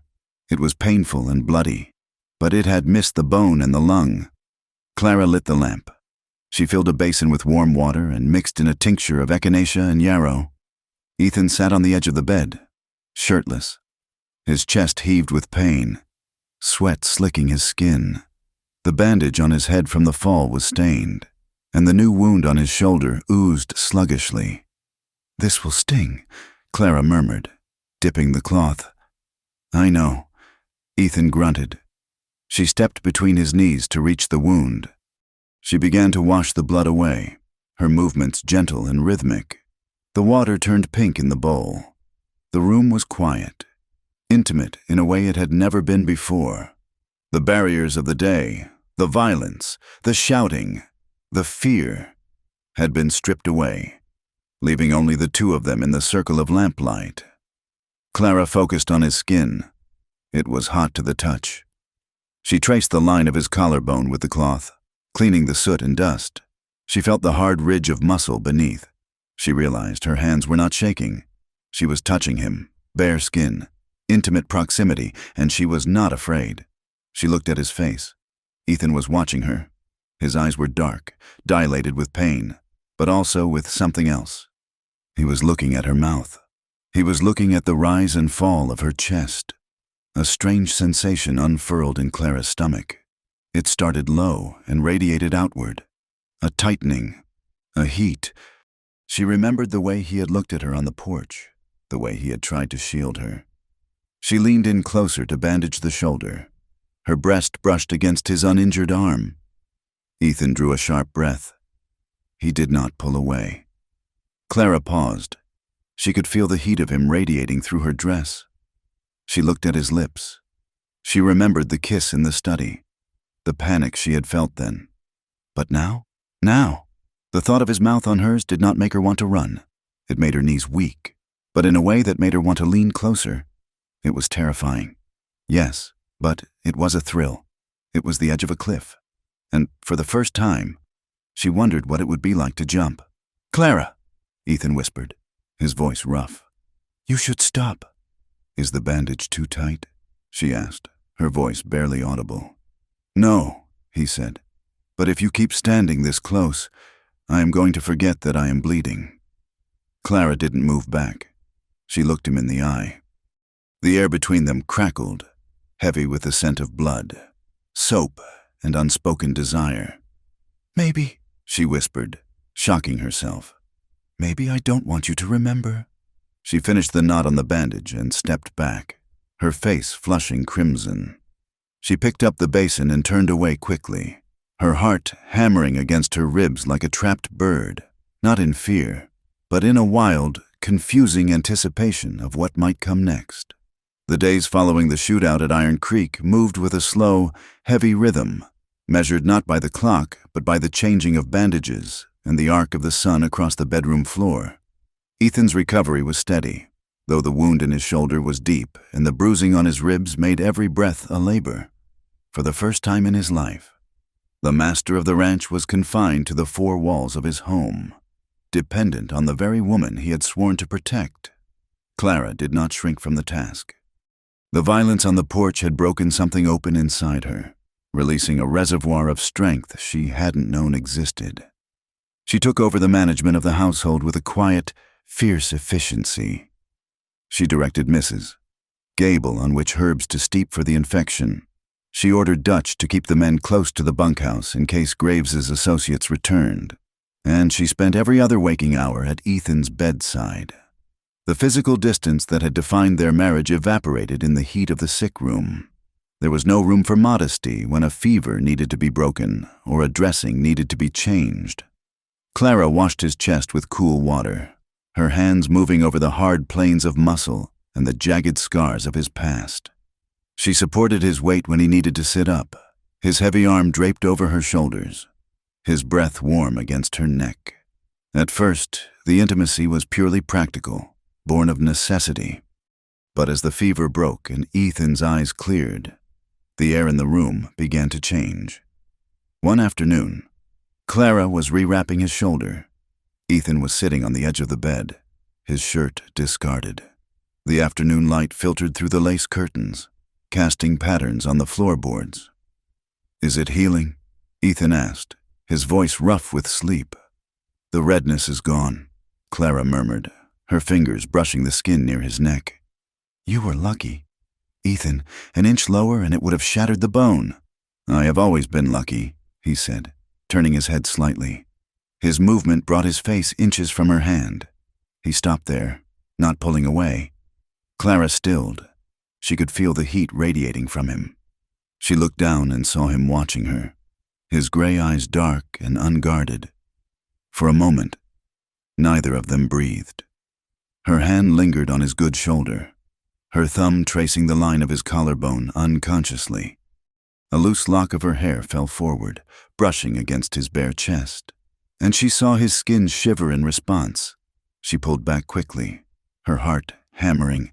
I should fetch your broth." "Clara," he said, reaching out to catch her wrist. His grip was weak, but she stopped instantly. "Stay, please." She sat in the chair beside the bed, smoothing her apron, trying to calm the sudden, confusing riot in her blood. 3 evenings later, the weather turned. The relentless wind died down, leaving a silence that felt vast and holy. The sun began to dip behind the western ridges, painting the sky in bruised purples and streaks of burning orange. Ethan was sitting up in the armchair by the window, a blanket draped over his legs. He had insisted on getting out of bed, claiming the mattress was softening his spine. Clara sat opposite him, mending a tear in his vest. "I owe you an apology," Ethan said suddenly into the quiet. Clara looked up, needle poised. "For getting shot? I believe I have already scolded you for that." "No," Ethan said. He looked out at the darkening hills, his profile sharp and serious. For the frustration I showed you, for the nights I spent in the bunkhouse." Clara lowered the vest. "Ethan, you were patient. I was the one who—" "I wanted you," he interrupted, turning to look at her. The raw honesty in his voice stopped her breath. "From the first moment I saw you in the snow, I wanted you. And when I brought you here, and you were so terrified, I hated myself for it. I felt like a monster for desiring a woman who flinched when I walked into a room." He rubbed a hand over his face, looking suddenly older. "I thought if I stayed away, if I kept a wall between us, I could protect you from it, from me." Clara set her sewing aside. She moved to the ottoman at his feet, looking up at him. "You were protecting me from more than that, weren't you?" Ethan looked at her, startled by her insight. He hesitated, then let out a long sigh that seemed to carry the weight of years. "Sarah," he said, the name falling heavily into the room. She was full of life, fearless. She laughed at storms. When she died, when I found her frozen, I didn't just lose her. I lost my belief that I was a good man. I swore I would never build a home again. I swore I would never be responsible for a life I might fail to save." He looked at his injured shoulder, then back to Clara. "And then I found you, and you were so fragile. Clara, I was terrified that I would break you, or that the world would break you because of me. And I nearly did. I brought Graves to your door. You stood between him and me," Clara said softly. She reached out and took his large, rough hand in both of hers. "You took a bullet for me." "I would take 10, he said intensely. Clara looked down at their joined hands. His were calloused, scarred, capable of violence. Yet they lay dormant and gentle in hers. She thought of Thomas. She thought of the smell of whiskey and the sound of a belt snapping leather. "I need to tell you," she whispered. "I need you to know why I am the way I am." "You don't have to," Ethan said gently. "I do," she insisted. She took a breath, her voice shaking. "Thomas, he wasn't just mean. He enjoyed it. He liked the fear. He made me feel small, not just in size, but in spirit. He told me my body was a burden, a thing to be used and pushed aside." She looked up at Ethan, tears standing in her eyes. "I learned to dread the weight of a man. I learned that desire is just another word for taking. When you kissed me in the study, I didn't see you. I saw him. I felt him crushing me." She waited for the look of disgust, the male pride wounded by the comparison. But Ethan's eyes filled only with a deep, aching empathy. He lifted his hand and cupped her cheek, his thumb brushing away a tear. "I am not him," Ethan whispered. "And I will spend the rest of my life proving that to you." "I know," Clara said, leaning into his palm. "I know that now. We are a pair, aren't we? You with your guilt, and me with my fear." "Two damaged people," Ethan agreed, a faint smile touching his lips. "Trying to survive the winter." "The winter is over, Ethan," Clara said. She stood up and kissed his forehead. It was a chaste kiss, but it lingered. "Let me help you back to bed." That night, a spring storm rolled in from the plains. It was not the blizzard of their meeting, but a warm, boisterous storm, with thunder that rumbled deep in the earth and rain that lashed against the eaves. They lay in the big walnut bed. The lamp was out. The room was filled with the gray light of the storm. Ethan lay on his back, careful of his shoulder. Clara lay on her side, facing him, watching the rise and fall of his chest. The thunder grumbled, low and long. Usually, Clara would have flinched. But tonight, with the confession of the evening still hanging in the air, the sound felt distant. She looked at the space between them. It was only inches, yet it felt like a canyon she had been too afraid to cross. "I don't want to be ruled by fear anymore," she thought. "He nearly died. We could have lost this." Her heart began to race, not with terror, but with a sudden, desperate courage. She moved. She slid her hand across the cool sheet until her fingers brushed his arm. Ethan went still. "Clara?" he whispered into the dark. "I am here," she said. Her voice trembled, but she did not pull back. She moved closer, shifting her body until she was pressed against his side, her head resting near his good shoulder. Ethan stopped breathing for a second. "Are you sure?" "I don't want to be afraid," she whispered against his skin. "I want to be your wife. Ethan, not just on paper, not just in the kitchen. I want to be with you." "Clara," he groaned, turning his head to press a kiss into her hair. "If we cross this line, I don't know if I can go back to sleeping on the edge of the bed. I don't want to frighten you." "Then don't," she said. She lifted her head, finding his face in the dark. "Go slow. Let me find my way." He turned carefully onto his side, facing her. His hand came up to cup her face, his thumb tracing her lower lip. He kissed her. It was not the hungry, desperate kiss of the study. It was slow, tender, asking a question with every brush of his lips. Clara trembled, her body remembering old pains, old instincts to freeze. But Ethan was not crushing her. He was waiting. She kissed him back, parting her lips. He moved closer, his hand sliding down her back, warm and heavy. He was big, so much larger than she was, and for a moment, panic flared as she felt the sheer mass of him shifting. "Wait," she gasped, pulling back slightly. Ethan stopped instantly. "I've stopped. I'm right here." "It's just—" She flushed in the darkness, grateful he couldn't see her face. "You are so big, and I am not used to kindness there. I will be gentle," he promised, his voice a low rumble that vibrated against her chest. "I will not hurt you." She guided his hand. She let him touch her, flinching at first, then relaxing as his touch remained reverent. He murmured to her constantly, a stream of soft praises and reassurances that drowned out the thunder outside. But when the moment came, when the physical reality of the act presented itself, Clara froze again. The memory of pain was a physical barrier. She felt small, fragile, and terrified of the invasion. "I can't," she whimpered, hiding her face in his neck. "Ethan, I can't. It won't work.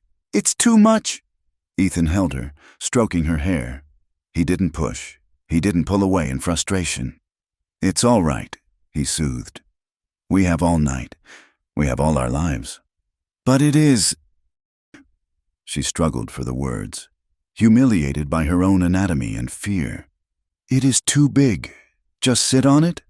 The words tumbled out, clumsy and desperate.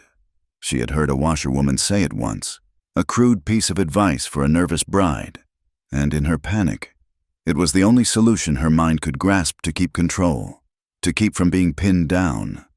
Ethan went still. Then, a low, soft sound rumbled in his chest. It wasn't mocking. It was a sound of understanding. "If that makes you feel safe," he whispered against her ear, "then you lead. You set the pace. I won't move unless you want me to." He helped her, guiding her with hands that were shaking with his own restraint. He let her take the high ground, let her control the depth and the weight. It was awkward at first, filled with her sharp intakes of breath and his soothing whispers.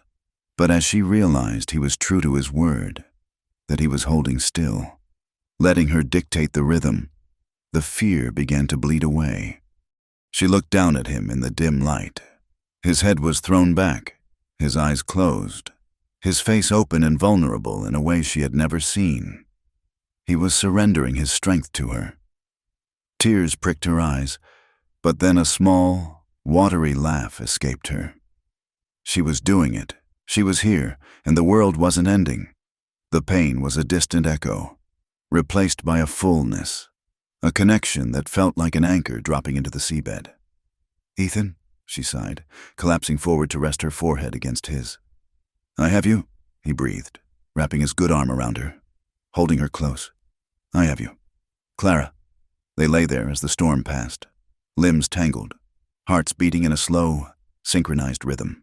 There was no shame in the room anymore, only the smell of rain and the profound, exhausted peace of a war finally ended. The change in the house over the next few weeks was subtle, like the shift of light in the turning of a season. There were no grand declarations, but there was a new ease in the way they moved around each other. They shared private smiles over the rim of coffee cups at breakfast. When Ethan walked through the kitchen, his hand would graze the small of her back, a casual claim that made Clara flush with pleasure rather than fear. In the barn, between chores, he would pull her into the shadows for a brief, fierce embrace, burying his face in her neck as if drawing strength from her scent. The town, too, began to shift. The arrest of Harlan Graves had broken a dam. The circuit judge, upon returning and hearing the testimony of the sheriff and the ranch hands, had not only voided the contract but had Graves held over for trial in the territorial capital. The story of Clara standing on the porch, unarmed, defending her wounded husband, had spread like wildfire. She was no longer the saloon girl widow. She was the Iron Creek bride. On a Sunday in June, Ethan hitched the buggy. "Get your hat," he told her. "We are going to church." Clara hesitated. "Ethan, the staring—" "Let them stare," he said, helping her up. "Let them see." When they walked into the church, the congregation went silent.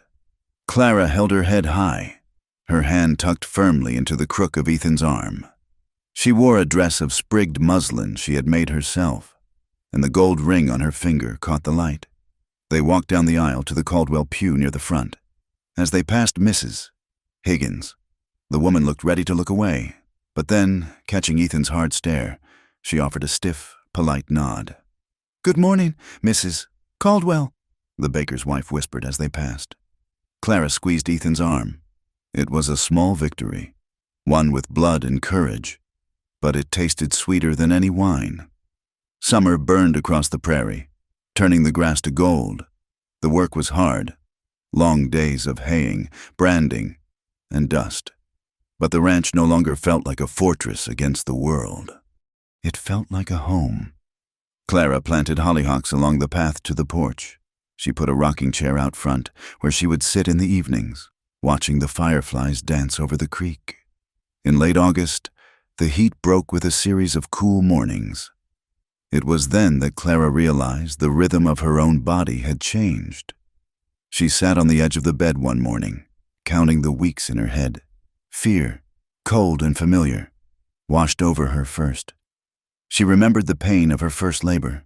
She remembered the silence of the room when the baby didn't cry. What if I lose this one too? But then she looked out the window.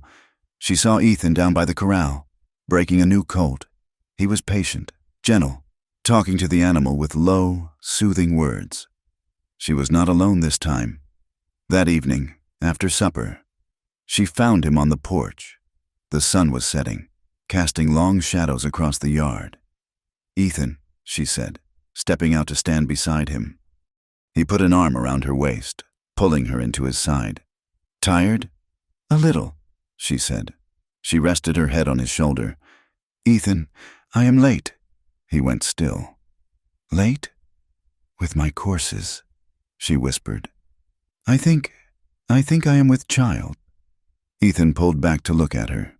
His face went slack with shock. He stared at her stomach, then up at her eyes. For a second, she saw the old terror in his gaze, the fear of loss, the memory of Sarah, the belief that he was cursed. "A baby?" he rasped. "Yes," Clara said, taking his hand and placing it on her waist. "Your baby?" Ethan's eyes filled with tears. His throat worked as he tried to swallow past the lump of emotion. He looked at the vast, dangerous landscape around them, then back at the woman who had survived it all. "I will keep you safe," he choked out. "Both of you, I swear it." "I know." Clara smiled, tears spilling down her own cheeks. "We will be all right, Ethan. We are going to be happy."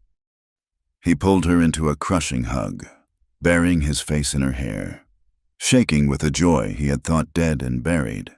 They stood there as the stars came out, two lonely people who had dared to gamble on love and won. Epilogue. The snow came again, as it always did. But the Iron Creek Ranch was ready. The fire in the great room roared, casting a warm glow over the rug. Outside, the wind howled, searching for a crack to enter, but the walls held fast. Clara sat in the rocking chair, a bundle of flannel in her arms. She looked down at the sleeping face of their son, Samuel. He had Ethan's dark hair and her chin. He was warm, solid, and undeniably alive.